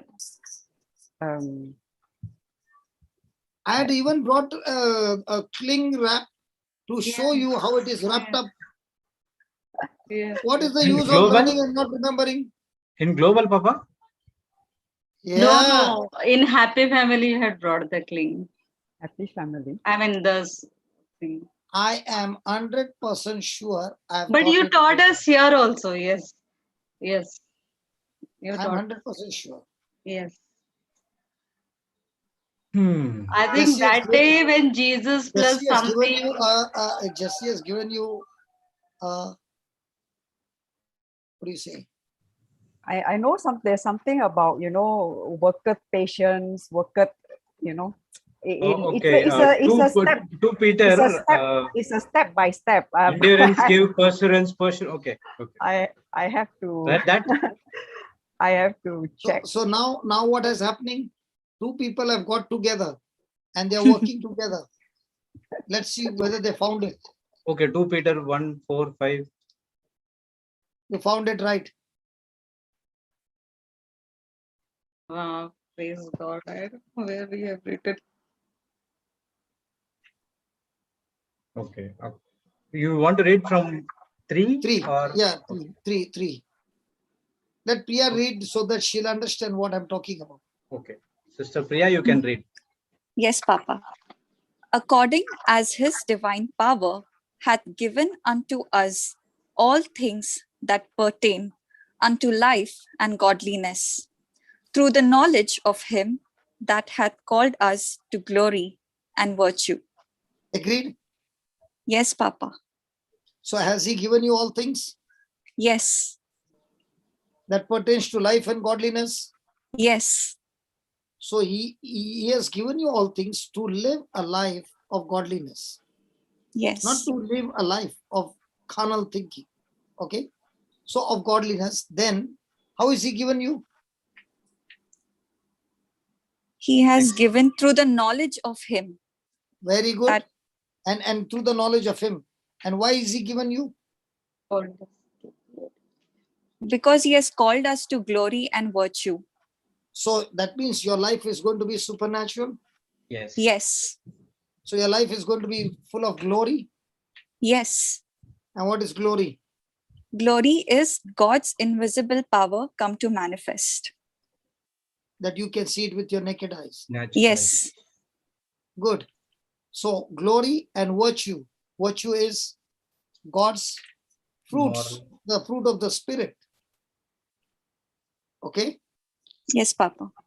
Then how are these going to be? Virtue is the power by which you produce the fruit of the spirit. Fruit. Now, verse number 4. How is he giving you? How is it going to be manifested? Should I read it? The Yeah, scripture? Yes. Okay. Praise God. Whereby are given unto us exceeding great and precious promises, that by these you might be partakers of the divine nature, having escaped the corruption that is in the world through lust. So, having escaped the corruption of COVID, which is in the world. Praise So God. what will help you to escape COVID? The precious promises, believing in it. Okay. So my question is, are you going to believe the promises so that you escape corruption? Are you going to believe the promises first so that you grow in the divine nature of God? Papa, can I give a scripture for that? Like I can explain with that. In Yeah, Galatians, please go ahead. there Please go is ahead. there's a scripture in Galatians. I don't remember the scripture number, but it says, "Walk in the Spirit, and then you shall overcome the lust of the flesh." Yeah, So Galatians 5:16. Just put that, Baba.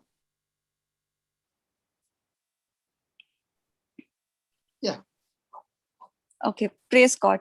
So most the world gives us the philosophy, they concentrate on the action first, but then the Bible speaks of walking in the Spirit first, and then you shall not fulfill the lust of the flesh.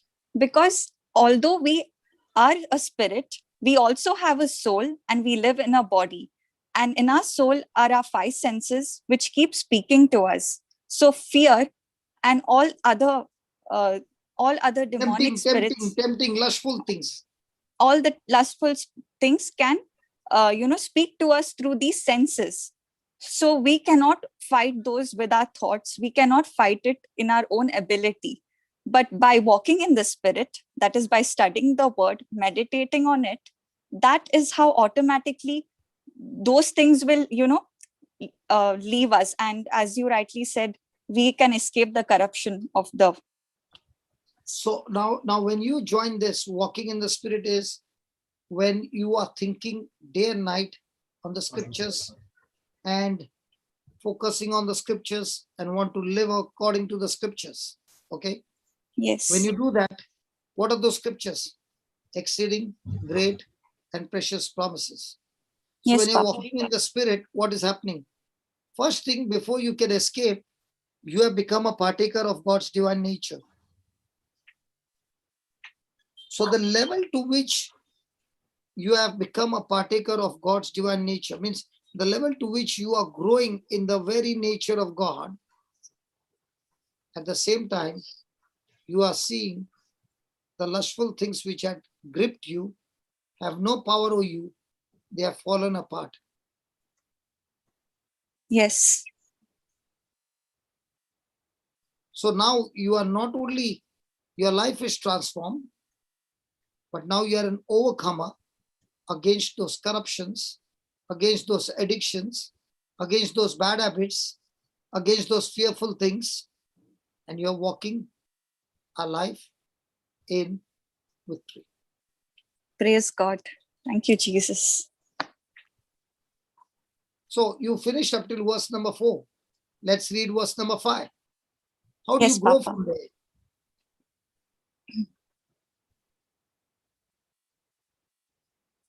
Yeah, 5. Okay. Verse number 5. And beside this, giving all diligence, What add is to your diligence? What is diligence? sincerity. Sincerity and extreme delight, extreme excitement, extreme focus, extreme magnification, extreme Faith. extreme, taste for something. So you are giving your extreme priority. So giving all diligence.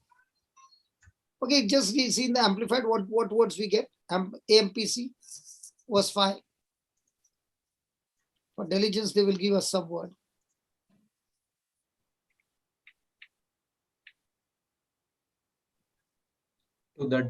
For this very reason, adding your diligence to the divine promises. Employ every effort in exercising your faith to develop virtue, excellent resolution, Christian energy.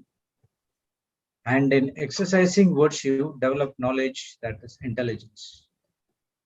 So diligence is divine promises. employing every effort in exercising your faith. Praise God. Okay. I'll put that King James again, Bob.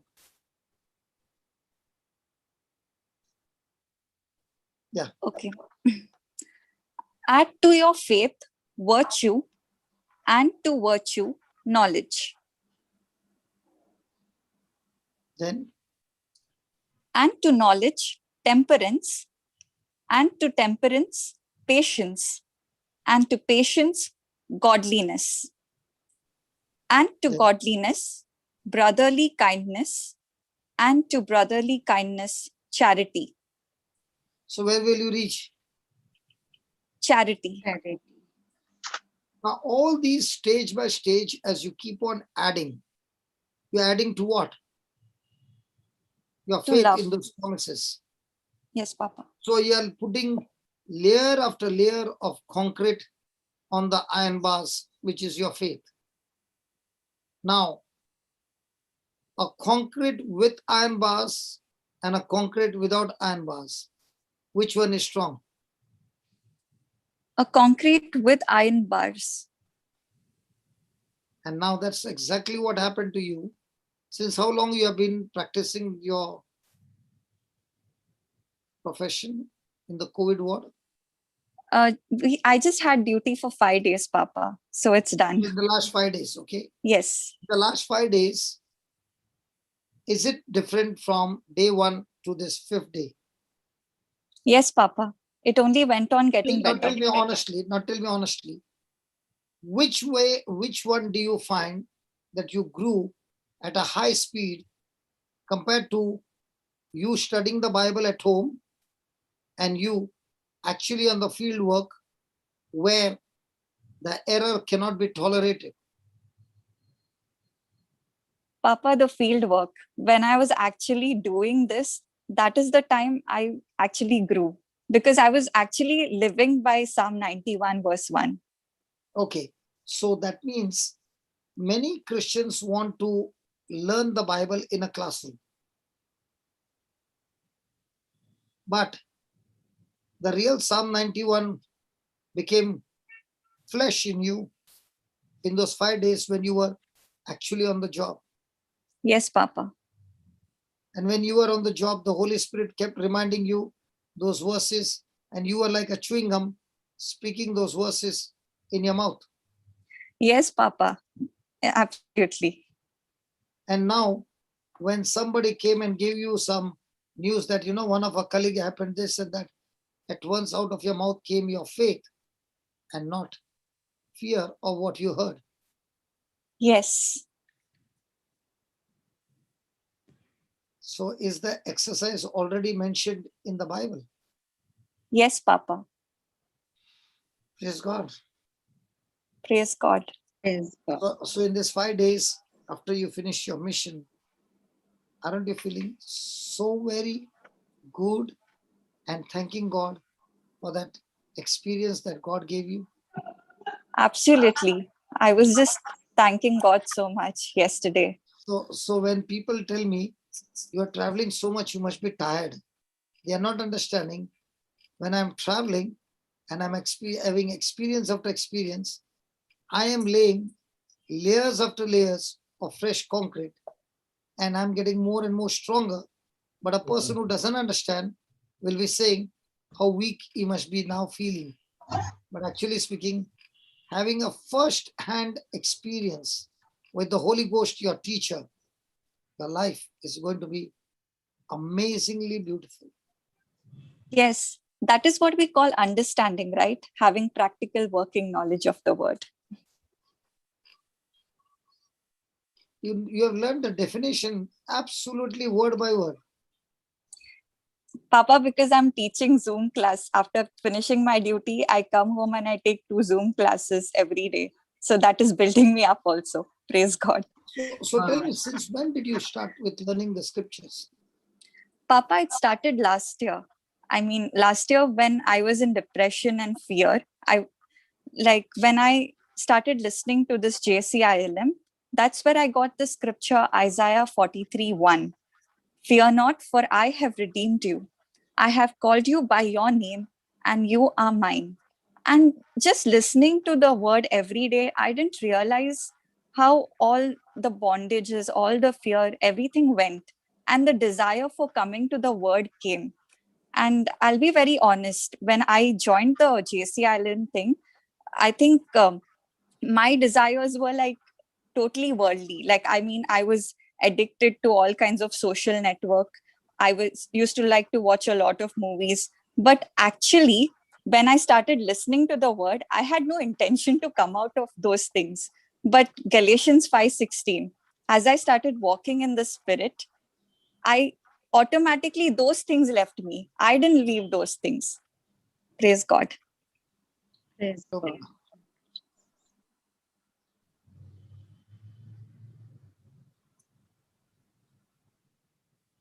So, Dr. Priya, you kept on meditating, starting like one, two scriptures, or how your journey was like when you came into this world?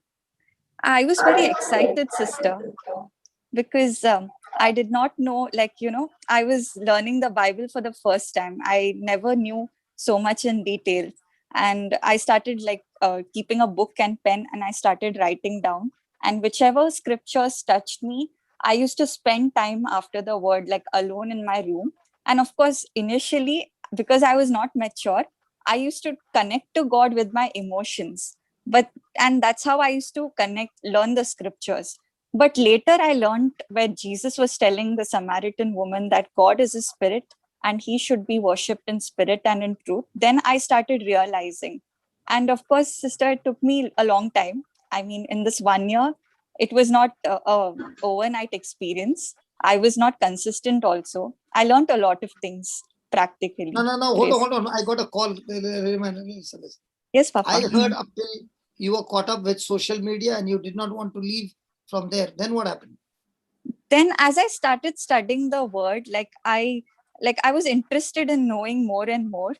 Slowly my desires started changing. There's that scripture, right? So Delight. then you started delighting. Yes. Praise And God. when you started delighting, he gave you the desires of your heart. He changed my desires. My desires became godly from ungodly. Praise God. Praise And God. then what happened? Thank you, Jesus. Then, Papa, I started sharing more in, like, I started finding more people who had the similar issues like depression, worry, fear. And I started ministering to them in faith. And I started taking Zoom classes. But in between, I was not very consistent. So it was an on and off thing. But gradually, again, I got back to the word. And after this experience of mine, after my results, I was like, I have to be full time into the word. And I started studying it seriously. So it's like, I'm seeing that maturity from the first soil to, I'm coming to the good soil and I'm not started bearing fruit in 100, but at least in 30 in some areas of my life. Okay, Praise God. now, as a doctor, Yes, Papa. you must pray to God every day Yes, for Papa. wisdom that when you see a patient, God will give you the right diagnosis. Yes, Papa. That should be a prayer every day, okay? Yes, Papa.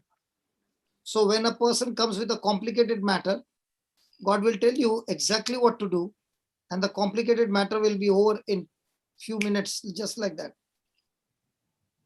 Praise God. See, I'm not a medical doctor, but if I had to put a clinic and sit with sick people coming and just lay hands and teach them how to get healed, like I say, 50 people batch. I take them in, preach for half an hour, lay hands on them for 30 minutes, and then say, go and do the homework. Do you know how much my clinic will work? Can't even imagine, Papa. It will be fully crowded with copy and pen in hand. They will be coming. So you have got a certificate to do that. I don't have a certificate to do that. Yes, Papa. You know, when I went to Sydney, I landed up in a house. They were strangers to me. Brother Francis and Teresa. And when I was lying down, their son, very, very loving son, okay, he has finished his doctor, and he would hold me tight and hug me and sleep because he has got a habit of hugging his parents. So I was enjoying him, and I said to him, tell me, what is your desire to? So he said, I never wanted to do physiotherapy, but because I did not get a chance, okay, I did it, but I'm not happy. I want to become a doctor, medicine. I said, why, you want to earn a lot of money? He said, no. I'll tell you the story. My father was suffering from cancer, and I saw my father nearly dying. I and my sister made a decision. Mom and we were so helpless. We were depending on doctor for everything. And we made a decision, I and my sister. We will study to become doctors. We don't want to be doctors that we will earn money. We want doctors whom people can trust us and we can give them solution.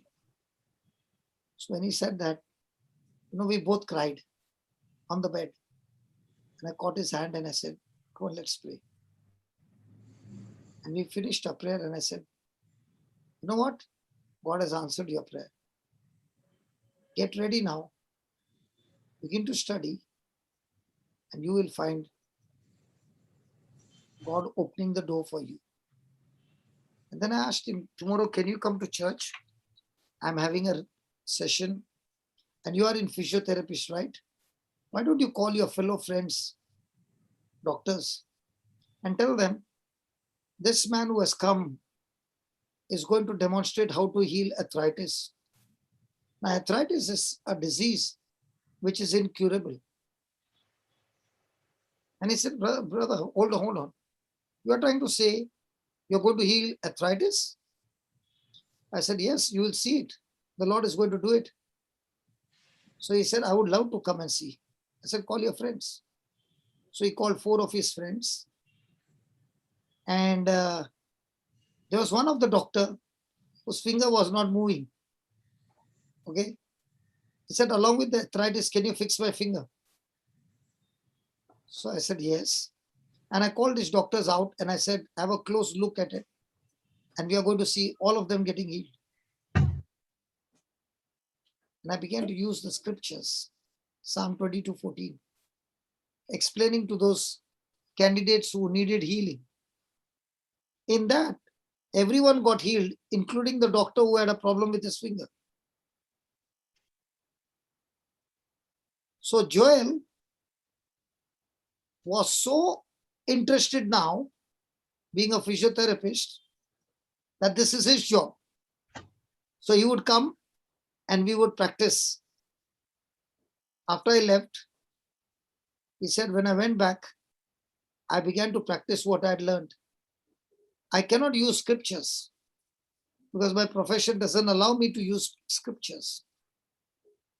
So I was in the hospital and there was this lady, old lady, and her condition was so bad that they had written it off, that it is irreversible. So nothing can be done. So when we would go in the morning for visit all the doctors and the students, she was not given much attention because nothing can be done.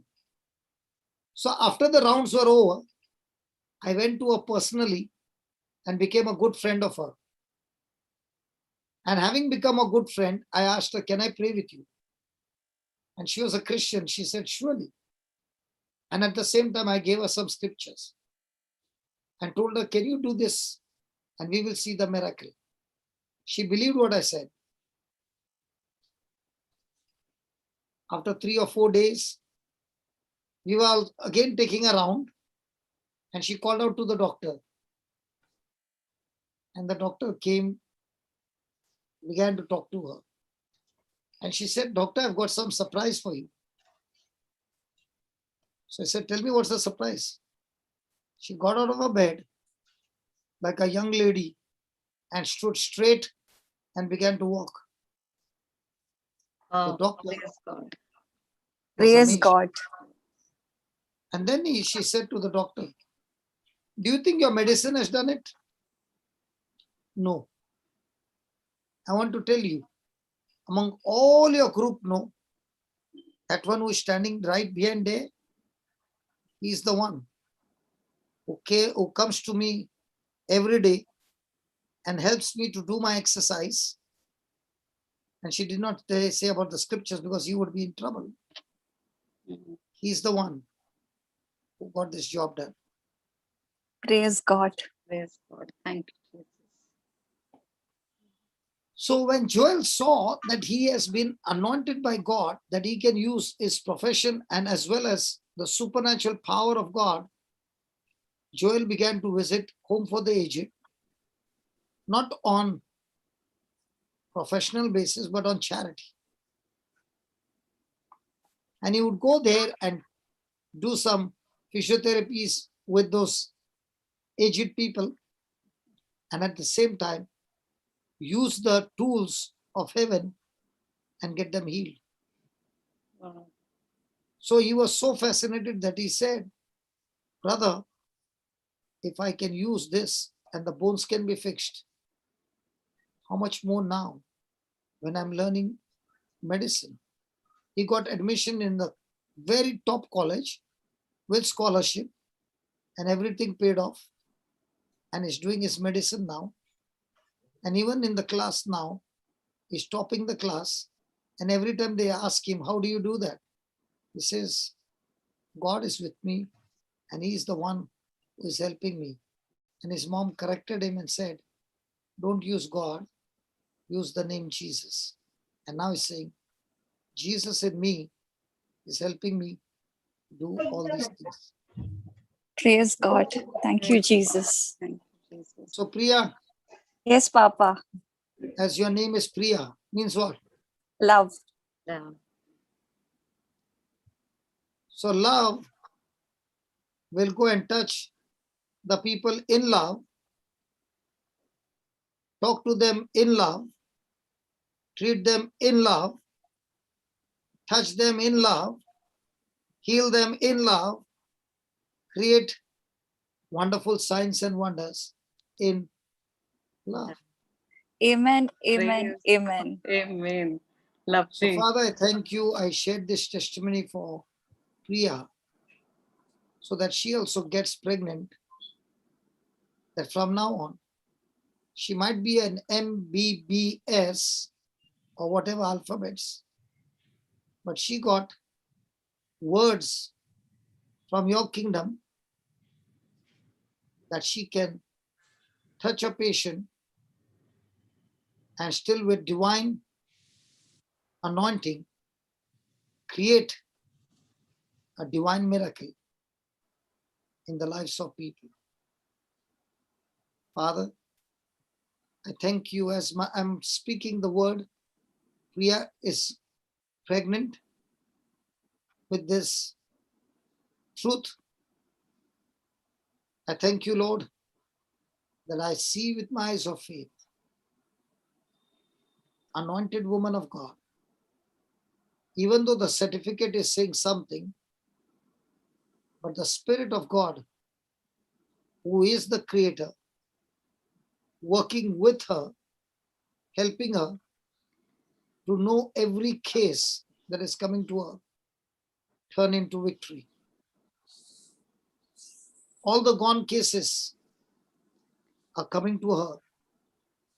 And instead of having a departure, she's canceling the boarding pass and says, your flight to out of this earth has been cancelled and you are sent back to live a long, healthy, anointed, spirit-filled life, nothing broken, nothing missing in this patient's life.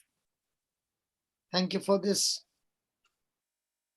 project, purpose, assignment that you have given her, that she herself will come and testify. Father, from the time I began to study more and more, the moment I go and stand there, You do amazing things that every doctor, every staff, every nurse is amazed, is surprised. How are these things happening?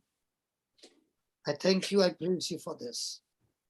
In the glorious and mighty name of Jesus. Amen.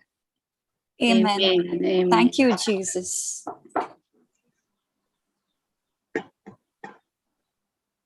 Praise God. Wonderful. Praise God. Praise God. So are you pregnant now? Yes. So you'll tell your mama? Yes. Mama won't ask you who is the boy? No, she knows. She must be watching me on YouTube. Praise God. Wow. Praise God. Hallelujah. You could have said the boy is Jesus, Praise God. Yes. because his word got you pregnant, right? Yes. And the word became flesh. Amen. So don't go to the hospital and tell them you're pregnant, okay? No, Papa.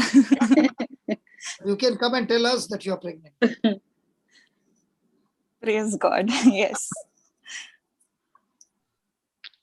Yes, Aaron Sequeira.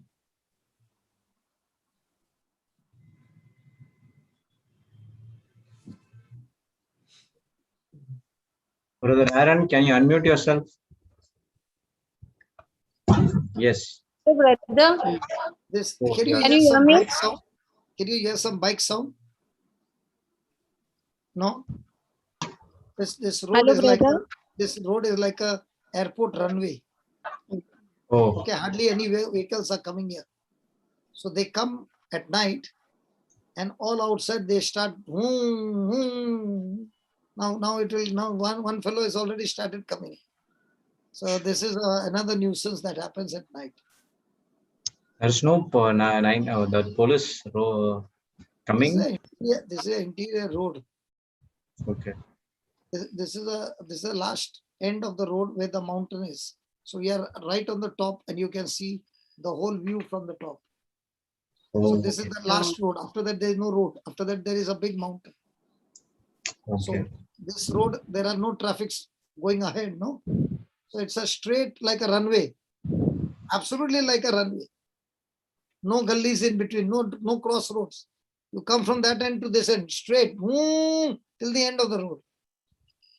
Okay. So these bikers have got racing and all over here. Sometimes Oh. cars do racing over here. No Okay. speed breakers.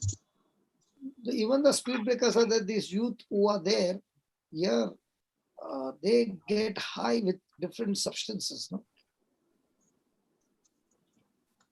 They get high with different drugs. So with that this thing, sometimes a person is high and he is racing, and by that time he has finished 4, 5, 6 cars, crashed, and then he has run away. Oh, So leaving the car outside it's is dangerous. extremely risky. So now that fellow, bike fellow, was going home. As I said, he disappeared from here. Chalo. Yes, sister, Yes, you can Aaron. speak. Hello. Huh? Hello. Yes, you can speak, sister. We can hear Hello, you. I was brother. thinking Aaron is there. No, my son name is Aaron. My name Okay. is Beryl. I have a query. I've been confessing by the wounds of Jesus, I'm healed since 3-4 months, according to my situation. But I told my son also recently to confess that by the wounds of Jesus, I'm healed. Now he had earlier health issues like 2 years back, like hernia and all surgery. But right now, like since 2 years, everything is okay with him. He's not having any health problems. So should he be confessing that? Because I had heard you saying that like in Jeremiah, he everything was okay with his children, but he had a fear and he used to confess. I used to pray for them. So should my son be He confessing? had fear. No, listen. Yeah. Please understand the background. He had fear because his children were living in a total sinful life. Acha. And that is why he was offering sacrifices that God would forgive them. Uh-huh. But at the same time, he had his fear was stronger than the prayers. Hmm. And his fear opened the door for the enemy. Actually speaking, God had put a protection on him, but his own fear opened the door for the enemy to strike him. Acha. Satan himself told God, how Hmm. can I even touch him, because you have put a hedge of protection around him. Hmm. But Job's own fear, because the spiritual world operates through each one's response. So God will not operate individually. He always wants to operate with you. Hmm. He won't operate on his own. He will want to operate with your cooperation. Hmm. So instead of Job cooperating with God, his Hmm. unbelief made him cooperate with the devil. It was his own ignorance. Hmm. Because the devil kept reminding him of what his children are doing. And that's where he got deceived. And in that deception, Hmm. he gave into fear. And Hmm. that fear cost him his children. Okay. Okay? Uh-huh. So your child is doing any nasty things, wrong things? He's 9-year-old. So 9-year-old cannot do nasty things. Yeah. He gets aggressive. He gets aggressive. So what you do is, when he is sleeping, at Yeah. time you say the same prayer and say, in the name of Jesus, I rebuke that spirit Hmm. of aggressiveness. Hmm. I thank you, Lord, by your wounds, and cover Hmm. up the whole body and say, by your wounds, Lord Jesus, he is Hmm. completely healed in every area of his life. Hmm. Okay? But he can confess, no? By the wounds of Jesus, I'm healed. He can confess, definitely. But when you do it for him, when he's sleeping, the effect is very, very high, because now you are exercising your faith. When he's sleeping, there is no opposition from his side, because he's sleeping. Okay. Thank you, bro. Bro, Brother.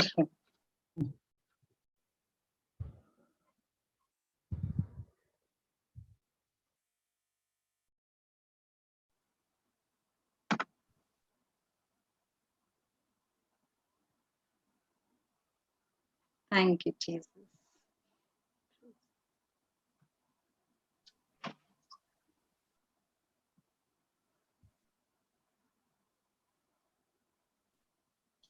Praise God. Praise God. I thought my net Oh, no, it Huh? is was slow, so it was. no problem then. I saw your screen was free, so I thought my net is slow, so I just checked.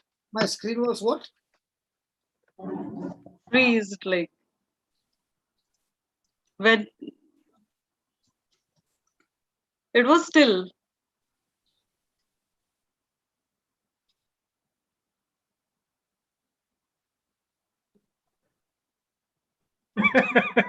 Again, very good actor. Brother, you're very good actor Nice also. to have not to answer the question. Huh? Yeah, cool. Yes, yes, again.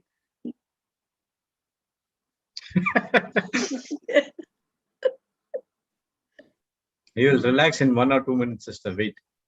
Yeah. The network will be again stable. Yeah. It will be stable. So the first point what we learned today is what? Of faith? The incubation. Consumption. Okay. The first one is clear-cut objective. Objectives. Praise God. It is an end vision of a clear-cut objective. Objective. It is a vision of clear-cut objective. Objective. The clear-cut objective is the objective of your hope. Okay. So let's go to the second point. The second point is have a burning desire. Have a burning desire.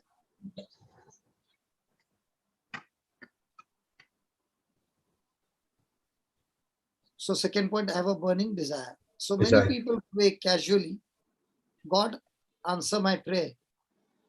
And before walking out of the church, they have forgotten all the things they have prayed for.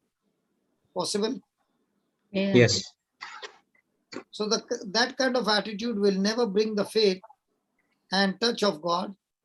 You need to have what? A burning desire. So open to Proverbs chapter 10, 24. Are we learning some things? Yes, Papa. Yes, and brother, thank you so much. Today morning only I had 2-3 doubts, and when I just put on the YouTube, like you were just saying, as if like I had asked you some questions and you are answering. Thank God. Thank you, brother. Proverbs 10:24. 10, 24, yeah.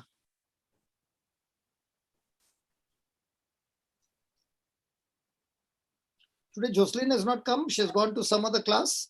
He's there. She's come. Yeah. She came by 10:30. Not She's talking. new. Listening.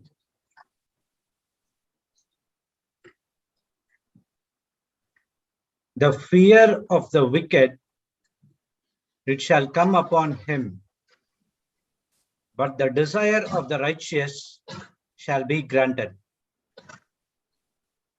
So the fear of the wicked, it shall come upon him. But the desire of the righteous shall be Granted.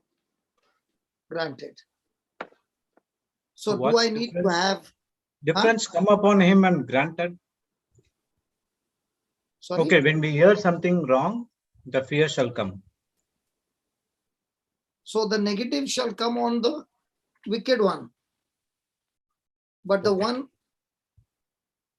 who has got a desire and is a righteous person, those desires will be granted. Okay. So the question is, are you righteous? Yes. How are you righteous? By the works of our Lord Jesus Christ. So Jesus was made to be sin for me. And so that I am righteous. So that I am now sin. Jesus was made to be sin for Oh, my no. sake. Yes. In the same way, now I am made righteous by his righteousness. So now that I'm righteous by faith, now will that desire come to pass? Yes. Yes. It will be granted. Give me Psalm 37:4. There is my heart fulfilled. Delight thyself also in the Lord, and he shall give thee the desires of thine heart. So when you are delighting yourself in the Lord, what kind of desires will he give you? The desires of our Our heart, which is in our spirit, Whatever according we to the wish. will of God. Come on, Priya just gave you an answer before she left. Godly desires. Correct. It is aligned with the word of God. Yeah, that's what, Papa. what did she According say? to our spirit, that is the will of according to What did she say? Before she could study the word, she would be delighted in movies and social media. She never ever thought that she would leave that. Neither did she try to leave that. But as she got deeper and deeper in the word, those things just left her. So when you are delighting yourself in the Lord, delighting means extremely to be excited. Extreme desire. Extreme delight, diligence. So when you are extremely desiring, delighting in the Lord and in his word and in his ways, what will the Lord do? He will He'll give give you the desires of our heart. Papa, This verse Yeah. says, delight thyself also in the Lord. Why this also comes in between? Okay, go to the previous verse. Read. Trust in the Lord and do good. So shall thou dwell in the land, and verily thou shalt be fed. So now, when you're trusting in the Lord and doing good, the Lord is giving you what? You shall dwell in the land where you'll Land prosper. and we shall be fed. And even though you are doing good, your resources will not come to an end. Hmm. Okay. So just as you are very good in doing good, Okay. be very You good also should in delighting in the Lord. in the Okay. Lord, so that you are not spending most of your time in doing good, Um, but you are also also having spending your time, time with the Lord. and that to quality time with the Lord. Okay, got it. So that Yes, he sir. shall give you the The desires desires of the heart. Now, if God gives you the desires, is it a good news? Yes. Yes, he So is godly desires better or your desires better? Godly. desires. So having godly desires, do you want them to come to pass? Yes. Yes. Yes. Will it come to pass? Unless Yes. and until If we I make my thinking and speaking aligning to the word.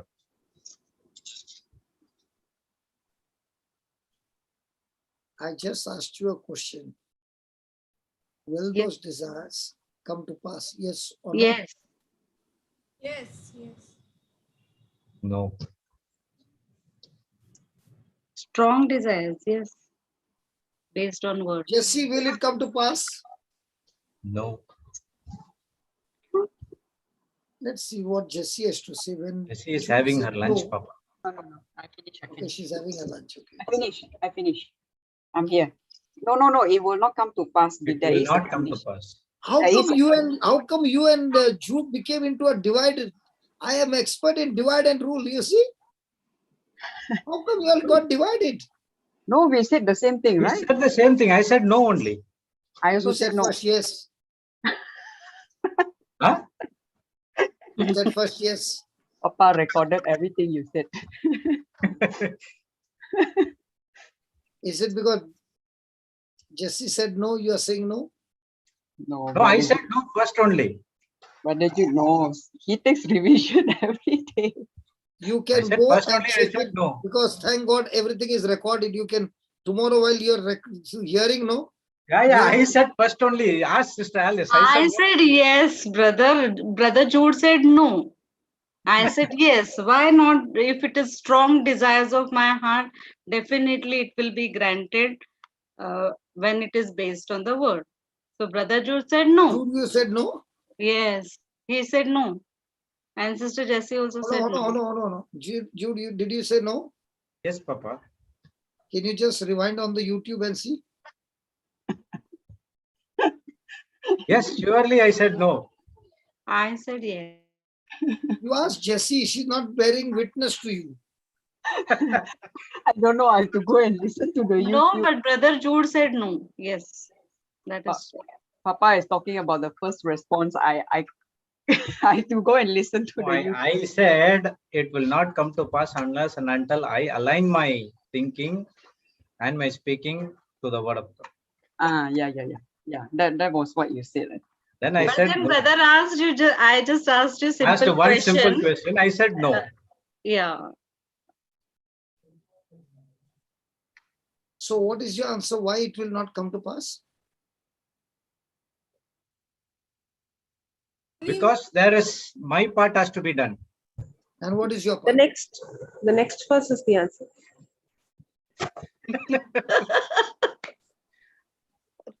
Who said that in between? I recognize that voice. That's why I removed the scripture.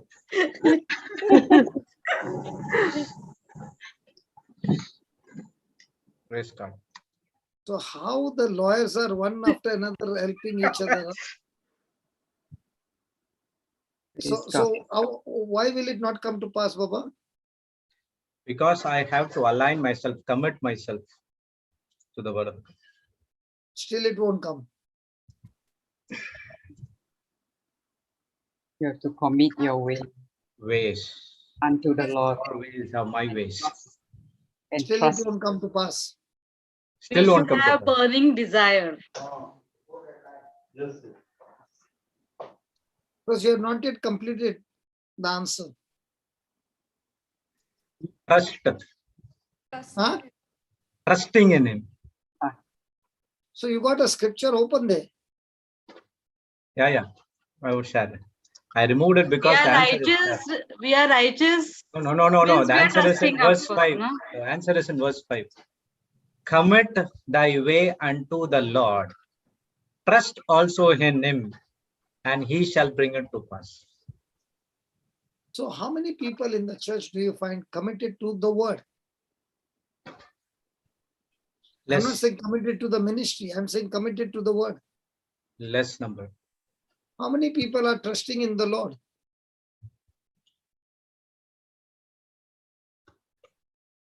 First, they have to understand what is that meaning of trust. Praise God. Just give me a minute. I remembered something which I had forgotten. Okay. Just carry on. I'll come back. Yes, praise God. Yes. Brother Jude, but Yes. already when it was said, like when we are righteous, means we are trusting the Lord, right? Okay. We have faith on the word. Your faith will waver if your prayers is not answered. Right? So, You say you righteousness and everything. Yes, I am righteousness of God in Christ Jesus. Everything. we you have faith also, and so we are trusting the Lord. When your prayers not answered, if it is in a wrong way, then your faith get wavered. Yeah. Okay. Okay. Then how could you say that you trust in God if your faith get wavered? So what is in your mind then? Is that word of God? See, but that's what trust is all about. What happened to that Shadrach, Meshach, and Abednego? They said, we will not worship your Lord. Our Lord will come and save us. Even though our Lord doesn't come and show to us, we will not bow down to your God. That is trust. Whether it is happens to me or not, still my trust in Lord Jesus Christ. That's it. So when you definitely trust in Lord Jesus Christ, definitely he will show up. That's what he showed up in the firing furnace. Praise God. So that's what the answer is on verse 5. Commit thy way unto the Lord. So the desires, everything is there. Are we commit our ways to the Lord? Are we working on the Lord ways? Or we are working on the ways of our own eyesight? That is important. Praise God. So because you open your mouth and say I'm righteousness, it will not come to pass unless and until I commit my ways to the works of our Lord Jesus Christ and I trusting in him. No, we are righteous means we are believing in the word. Believing we are is trusting different, God. trust We is are different. trusting God. We have faith in Sister, God. believe, faith and trust is different. Believe is whatever you hear, you put into practice. Action corresponding to the message heard. Faith is substance of the things hoped for, things cannot be seen. And trust is high level of faith. When I ask a prayer, if it is not given to me or not, but still I'm going to trust in God. That's what highest level of faith is, trust. Okay. So I was thinking, that's why I said, yes, we'll Okay. Because I said, we have to have burning desire, yes. Or according to word of God, I mean, yes.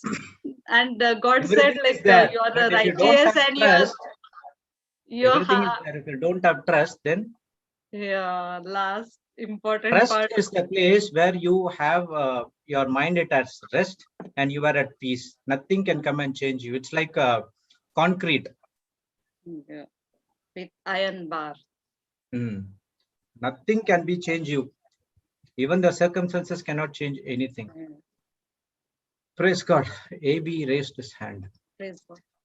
So faith and trust differs. It's not Yes. lot of difference. Yeah, lot of difference. Brother AB, brother, sister. Brother Jude, hi. Praise God. Hello. Can you hear me? Yes, yes. Yes, yes. Brother Jude, I have 2 questions. I've sent it to you on WhatsApp. When Brother Johnson comes, can you just answer those questions, please? Okay. To be clear, this miracle took place at the wedding feast of Cana. How did Mother Mary know or knew? Or was she convicted to say to the people at the wedding, do whatever he tells? Okay, that I can ask Papa Johnson when he comes. And there are 2 questions. The Righteousness. second one is, how do you know? Second one is you asked about the righteousness. Yeah. What do you mean by when you call yourself righteous? Righteousness means right standing with God or having the nature of God. Yes, we all follow the principles of the kingdom of God. But what makes you think that you are so righteous? Yeah, unless and until you believe on the finished works of cross, what just Jesus did on the cross. Correct. We have the sin nature. So when the sin nature is there, we cannot be righteousness. But still, brother, are we not sinners in thought, word, deed, and action every day? We are not. That's what righteousness is all about. There are times when you falter, right? I'm not being judgmental of anybody, but I'm just saying in general. Okay. Don't you falter in thought, word, deed, and action? Nobody's perfect. Yeah, nobody is perfect. But what do you believe after that? You are going to stay in the sin nature, or you do believe in the finished works of Jesus on the cross? Yeah, because we are going to the New Testament now. We are not living in the Old Testament. Yes, that's what I said. What you are going to believe? You are going to continue in the sin nature, or you come to Jesus and ask for repentance and move to the new life? Correct. We do ask for repentance. We make sure we don't commit the same sin or the same faults again. But and again in our day-to-day life, we do falter, and we fall many a times in our thoughts, words, deeds, and actions. That's why my doubt is, when we say we are righteous, how sure are we that we are so righteous that we follow or shadow in the footsteps of the Lord? Sister, my believing I am righteous is not based on my behavior. My believing righteous is based on what the scripture says. Brother, can you put 2 Corinthians 5:17? Yes. Yes, sister, because I always have a doubt. Suppose I'm just saying as an example. Now somebody comes. Because sister, what you believe is what is going to be your action. The very reason a person, your believing is what is going to determine your action. Okay. If my believing is I'm a sinner, then I will still live a sinner only. So my believing has to change from sinner to righteous. Okay. Okay, now see the scripture. Now you are talking about what you can see in the outside, your behavior, your action. Okay. Let's see the scripture. Therefore, if any man be in Christ, he will be a new creature. Mm-hmm. Is it given like that? I'm making a mistake. Therefore, if any man in Christ, he is already a new creation. All things have passed, and all things will pass away, or all things has passed away. No, when you are already believing and you are born again and accepted the Lord, then everything has been passed, done, finished. Yes. So behold, all things will become new, or all things already become new. So then if everything has become new and all the old things have gone, do you still see sin in your life? No. Just now you said no? Hello? Yeah, just now you said no, you still see sin in your life. Till you do the same thing again and again and again. Okay, okay. So, sister, my confusion is, see, I did not give the answer yet. I did not complete yet. okay. Now your answer is still the same. Still, I see the sin because this part is speaking about your spirit. You're talking about your action. Okay. Now, what is your identity? Your identity is based on your action, or your identity is based on who you are in Christ? Walking in the spirit. Okay, now, is this saying that you are a new creation? Yes. So do you have still the old part of the old sin? Do you see it still in your life? No. You don't see? You don't see old mistakes? We do, sister, but we don't. What I mean to say is, when we are walking in the spirit and we believe in the finished works of Jesus in the cross, and when we are already become a new creation in Christ, and the old things have passed, right? Our old sinful nature has passed. My question is the old thing completely past, or it is passing little by little? That is according to our relationship with God, and but does the scripture says all things are passed away, or it is a process of passing away? Already passed. So according to your theory, it is passing away based on the relationship, but according to this scripture, it is already passed away. Which one is correct now? Okay. Now which one is correct? Already passed away. So, but is that true? Really everything is passed away? Yes, because we believe in the finished works of Jesus on the cross, right? Sister, see, have you heard the teaching on spirit? You know what is my confusion, sister? See, my you're action confusing between what are you in the spirit and in your action. You're not able to see the discrimination between your who you are in the flesh and who you are in the spirit. Correct. You're getting confused with that. This scripture is talking about your spirit part. In your spirit, you are completely brand new. You don't have any more sin. Everything old has passed away. You're a brand new creature. Right. Okay. But your mind is still there, unrenewed. Your spirit is complete, but your mind is still there is an unrenewed part in your mind. That's why you still see the old things still in your action. Right. Are you understanding? So in your spirit, you are a brand new creature. You are righteous. You're just like Christ. Yes. Everything old has gone. So in your spirit, you are perfect. And when God sees you, God is not seeing you based on your behavior. He's seeing you based on your identity, who you are in Christ. Who you are in Christ. Okay. My identity. Okay. Okay. But my identity the devil will come and tell you your identity is based on your behavior. You did this, you did this. I am not righteous based on what I did. Now, the reason why you're coming and asking that question is, how can I be righteous if I am acting like this? I am not righteous based on my action. I am righteous based on my identity in Christ. Identity in Christ. Okay. The day I am born again, my spirit has become brand new creature. Now, put the 21st verse, brother.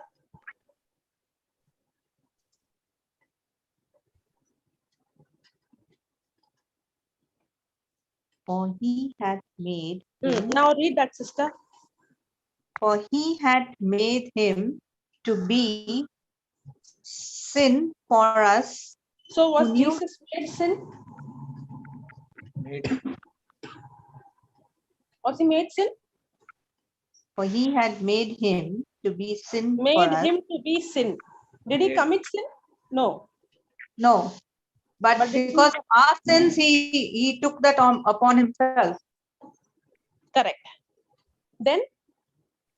No sin that we might be made righteous. Now tell me, are we righteous because we lived a good life, or we are made righteous?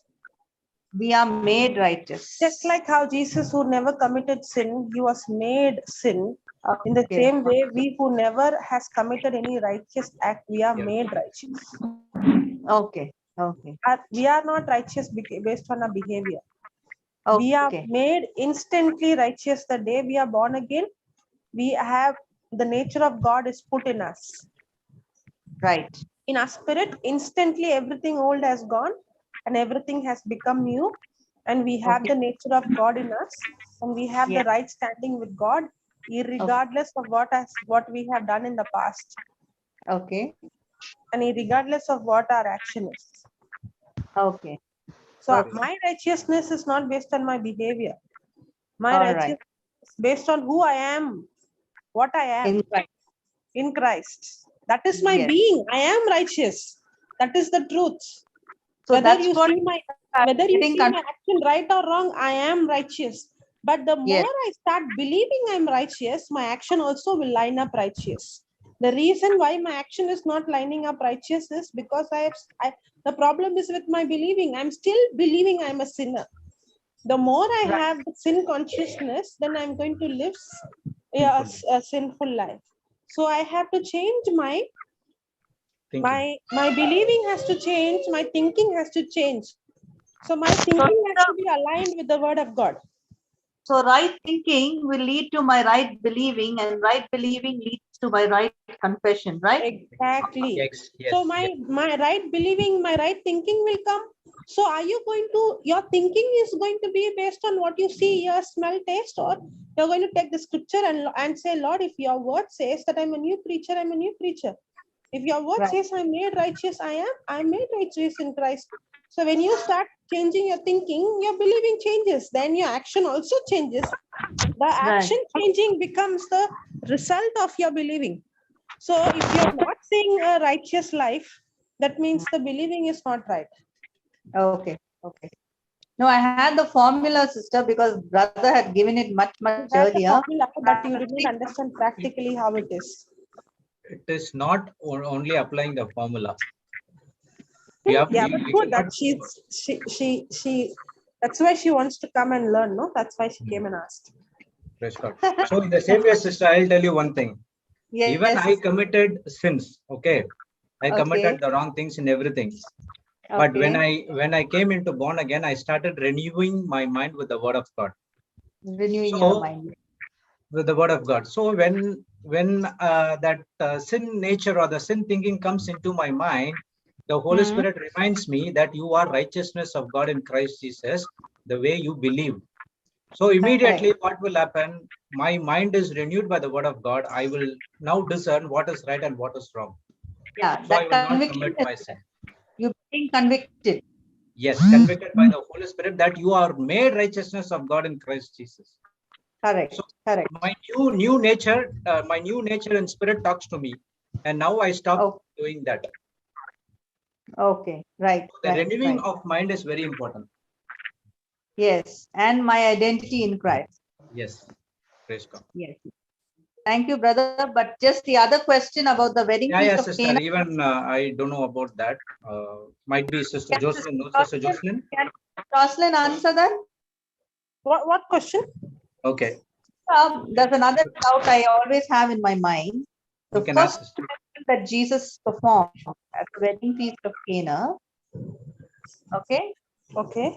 That time it was not God's time to perform miracles. So when Mother Mary told the servant of the wedding feast of Cana, do whatever he tells you. I don't know, but I don't know if Papa is there, he can give the right answer. But what I guess is, when he was 12 years old, his parents went and brought him, no? So it was like they're giving him permission to do something like that. It is like. See, the first miracle when Mother Mary was there at the wedding feast of Cana, and Mother Mary spoke very little, and those were the first words she spoke, and she said, "Do whatever he tells you." How did she? I want to know, how did she know? Was she convicted for her to tell Jesus to go ahead, tell those Because servants she to knew go how ahead. she got conceived, no? Okay, but She Sister knew Papa that came. Yeah, Papa. Can I answer that, please? Yeah, Yes, please. yes, Papa. Yes, brother, please. Okay. Did the angel Gabriel, when he came to visit Mother Mary the first and the last time, did he say, Hail Mary, full of grace? Yes. Yes. So is she full of grace? Absolutely. So if she is full of grace, Then he did God knows. empower her? Yes. Pardon, brother, I can't hear.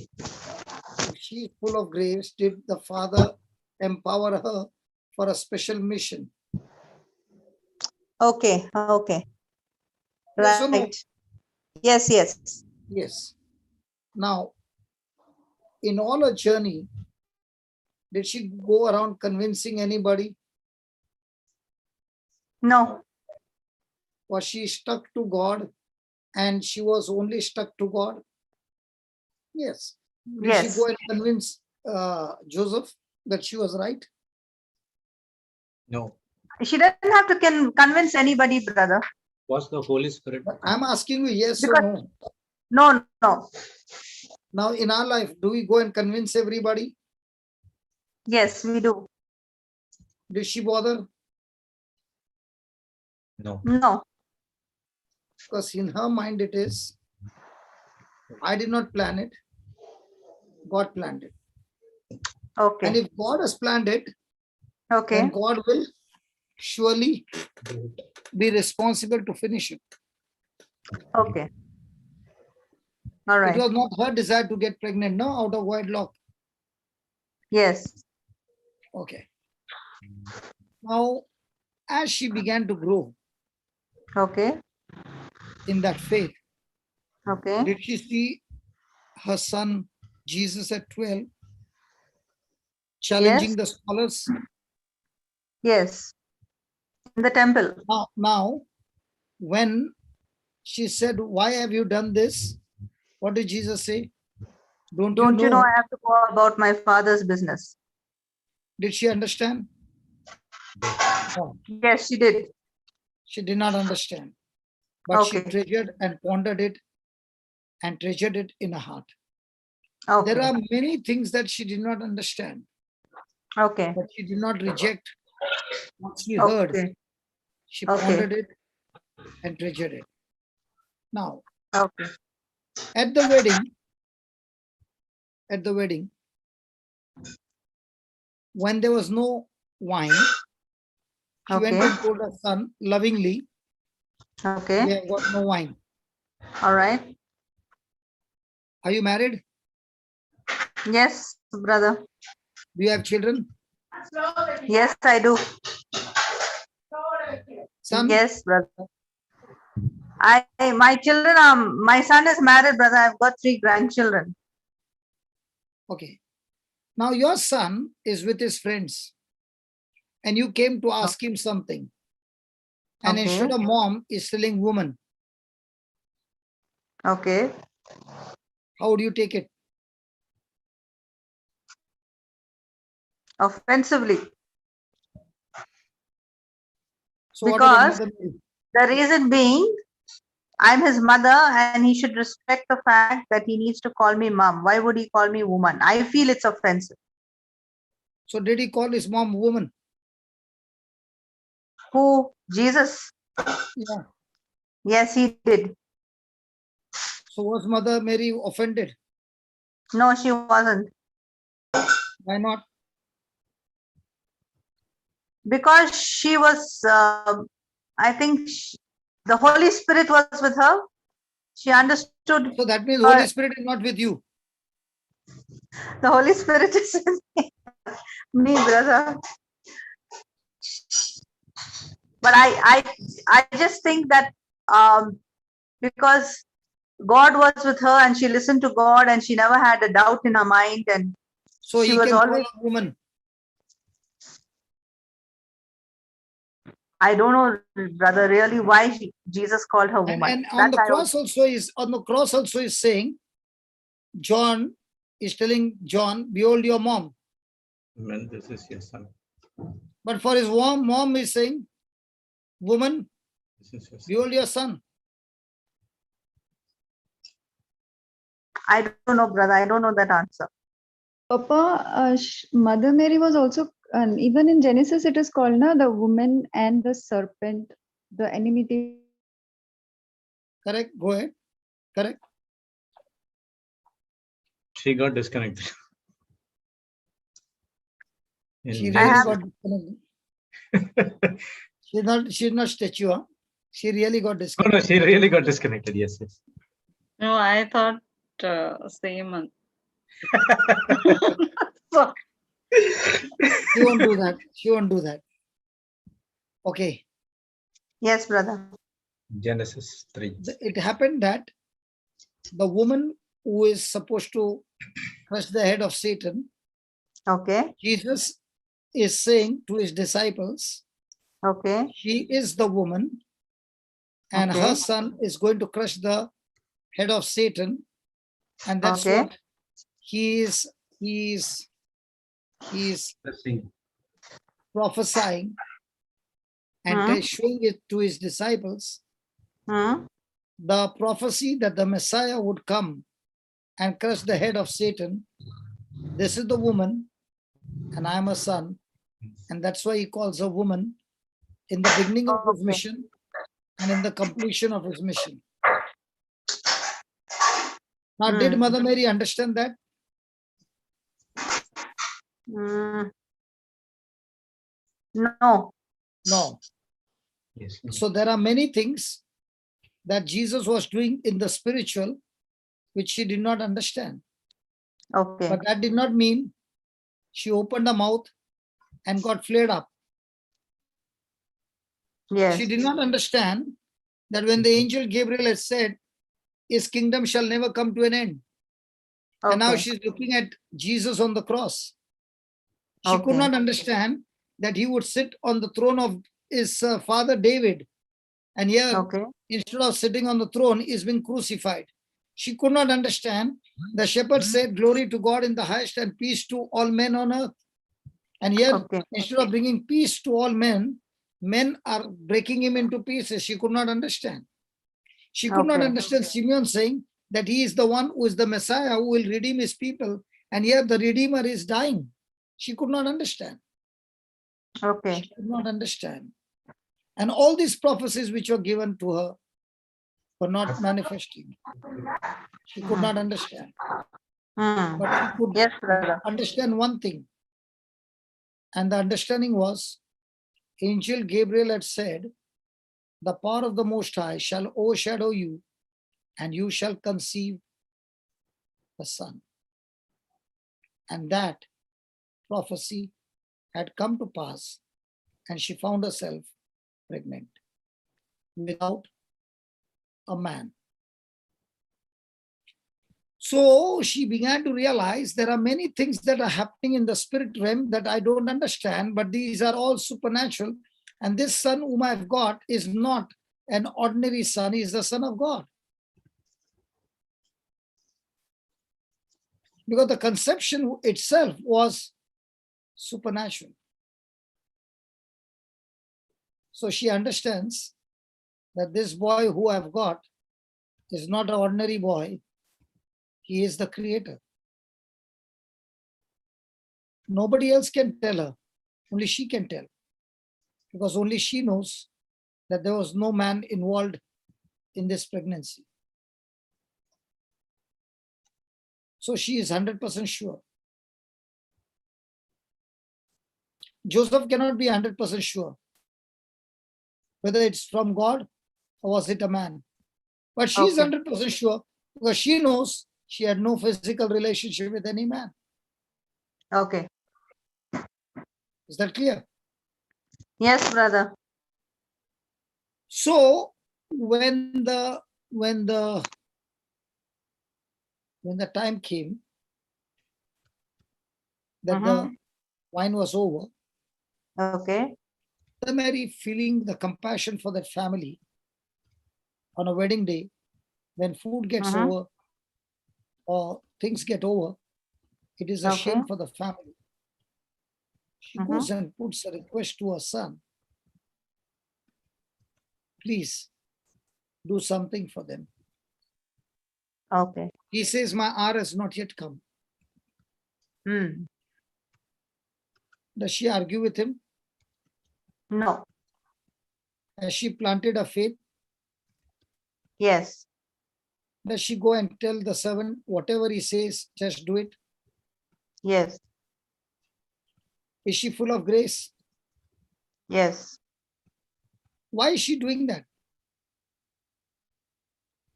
Because the first Because Eve led the first Adam into disobedience. The second Eve led the second Adam into the mission to begin his ministry. okay.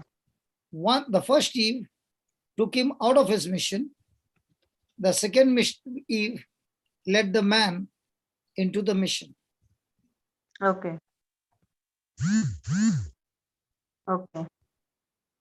So when she said it, and she just walked away. Now what did Jesus tell the servants? Fill Fill the jar. jars with water. Fill the jar. So if the wine jars are empty inside, should he fill the wine in those jars or the jars which are out in the sun with all that green moss? And these jars are used to only wash your hands and legs. Mhm.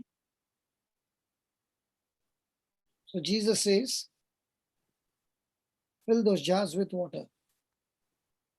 Yes. Did the servants obey him? Yes, they did. Yes. How do you know? Because it's written. What? It's written in scripture and we believe. It is written that they filled the jar up to the brim. Yes. The Bible says they filled it up to the brim. So did they give their best to the instruction given to them? Yes, they follow the instruction. Did they ask, why is he asking us to fill the water? No. Or did they just follow the instruction? Follow the instruction. Did they use their mind? Why? No. When we are asked to follow the instruction, do we ask why? Yes. So are we supposed to ask why? Pardon, brother, your voice is breaking. So I said, are we supposed to ask the question why? No.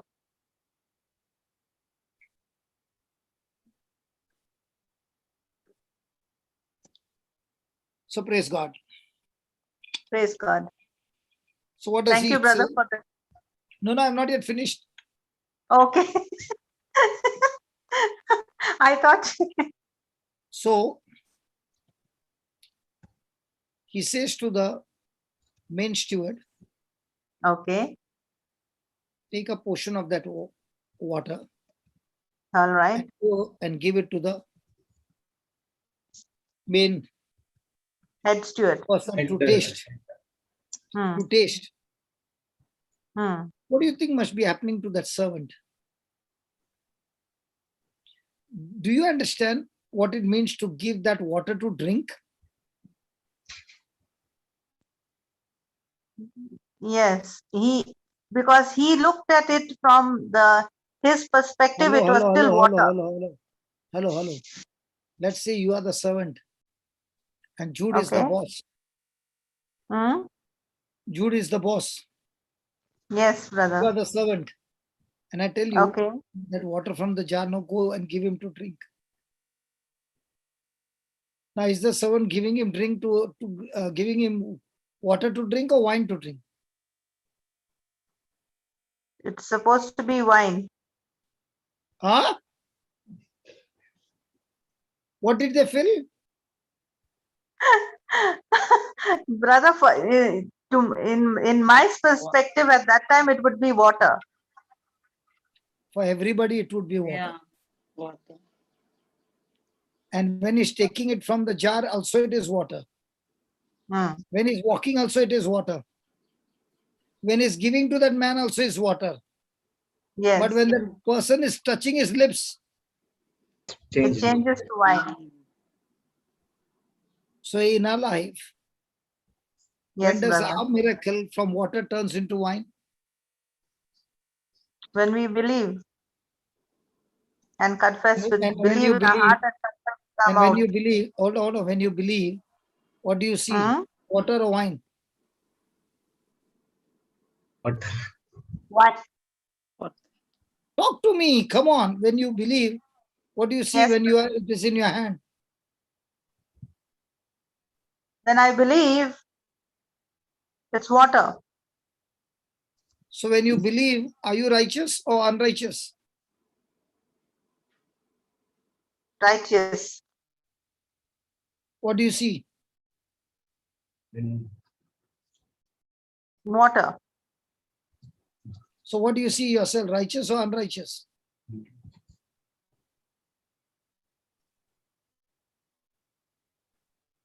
I'm foxed, brother. You foxed me. I did not I'm fox confused. you.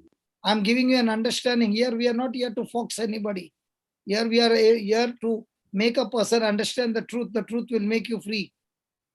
We are not here to fox anybody, not trap anybody. Here we are able to make people understand the truth. The truth will make them free.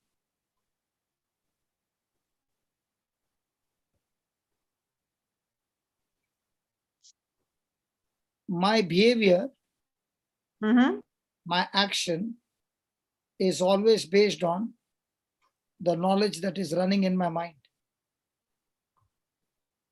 Okay.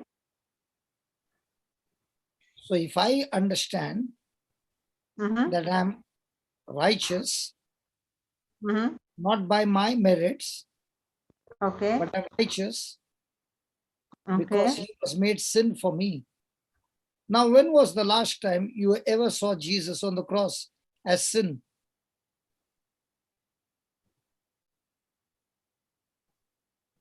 I'm giving you a question. Did Yes, anybody brother, ever see Jesus to be sin on the cross? We see him sinless. God sees him how? Sin or sinless? Sinless. Sin. God. Sin. God sees him as sin on the cross. That is why Jesus says, my God, why have you forsaken me? Okay, during his crucifixion. Okay. Yes. That is why, sister, if you try Yes, to brother. understand the Bible with your head knowledge, it's a clean bold. Yes. But if you try to ask the Holy Spirit to give you understanding through the scriptures, it is a treasure. Yes, brother. Just as the Father sees the Son who is sinless as sin for our sake, in the same way, when we stand before him, even though we are unrighteous, through the blood shed, he sees us righteous. Yes. And if God sees us righteous, he says to us, can you see through the eyes of faith you are righteous? So I'm not righteous by my works. I'm righteous by his works. People who all the time look at their own works live the most miserable life. People who all the time look at Jesus' work in their life, not their own, live the supernatural life. It's the way you think. It's the way you look. It's the way you believe. Yes. And the more and more you look at yourself by your works, you will be in guilt and condemnation. Yes. The more and more you will look at the works of Jesus, you will be enjoying his fellowship, his relationship, and every moment you'll be giving glory to God.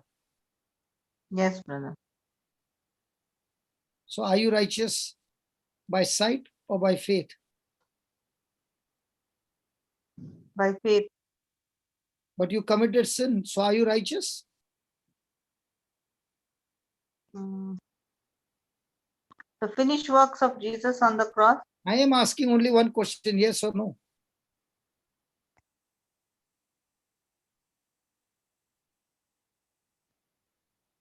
When you're, Yes. okay, let me put it this way.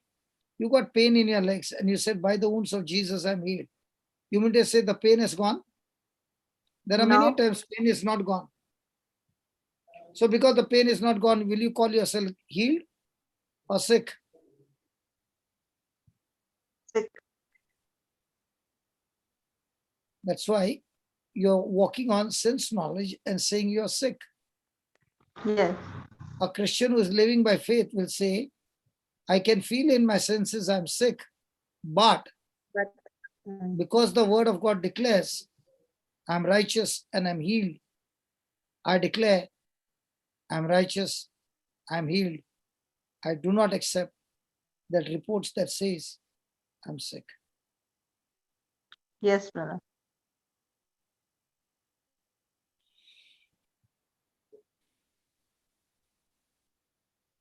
Praise God. That is why the question every day is, Yes, brother. is your life based on faith or sight? That's right. So your life is based on spiritual life or natural life. And if it is spiritual life, it does not matter who is with you, who is not with you. You are only focused on God is with you. That's right. It doesn't matter who is angry with you, who is offended, who is bitter, who is doing nasty things to you. What matters is you live your life for others. Yes, right. You live your life for God and for others. That's right. So I'll take your leave now, Jude. Yeah, Papa. I think Praise today God. is Thank sad you. for a Thank long you time. for that. Thank you, Clarity. brother. Thank you so much. So when I come tomorrow, we will start with the burning desire. Second point. So we'll start with the second point. Yes. Jocelyn is there, no? Jocelyn, you can continue your topic, please. Papa, tomorrow is Friday, so you are taking And the tomorrow, in the class. sense, he Yes, will do tomorrow the is Tomorrow Friday. Sudhir is there. So Monday. Monday. And What I meant, tomorrow means whenever I'm taking the class. Came class, yes. Yes. Papa, what about that? Papa, only two we did now, the belt and the That shield. Sister Jocelyn will take. That is Jocelyn will do. Sister Jocelyn will take.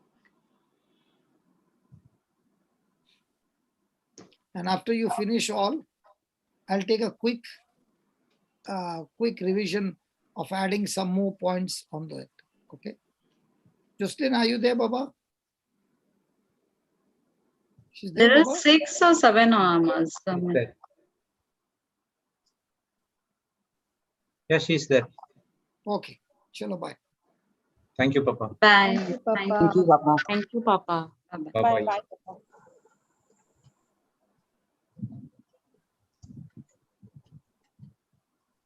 Praise God. Praise God. Praise God. Thank you, Jesus. So you understood the belt, no? Yes. Sister, do you like to stop and start or continue here? You can continue, no problem. Okay, because it's two different topics. But okay, because the first two parts what we covered, we did not have separate. No, That it was is because in between, Papa came, again you came, again Papa came. That's why. You wish, brother, whatever you want to do. But we can start new topics. So when we'll click only that armor. Better we'll stop and start again, sister. Okay, brother. Okay. Okay, so just we'll pray in tongues for 2 minutes.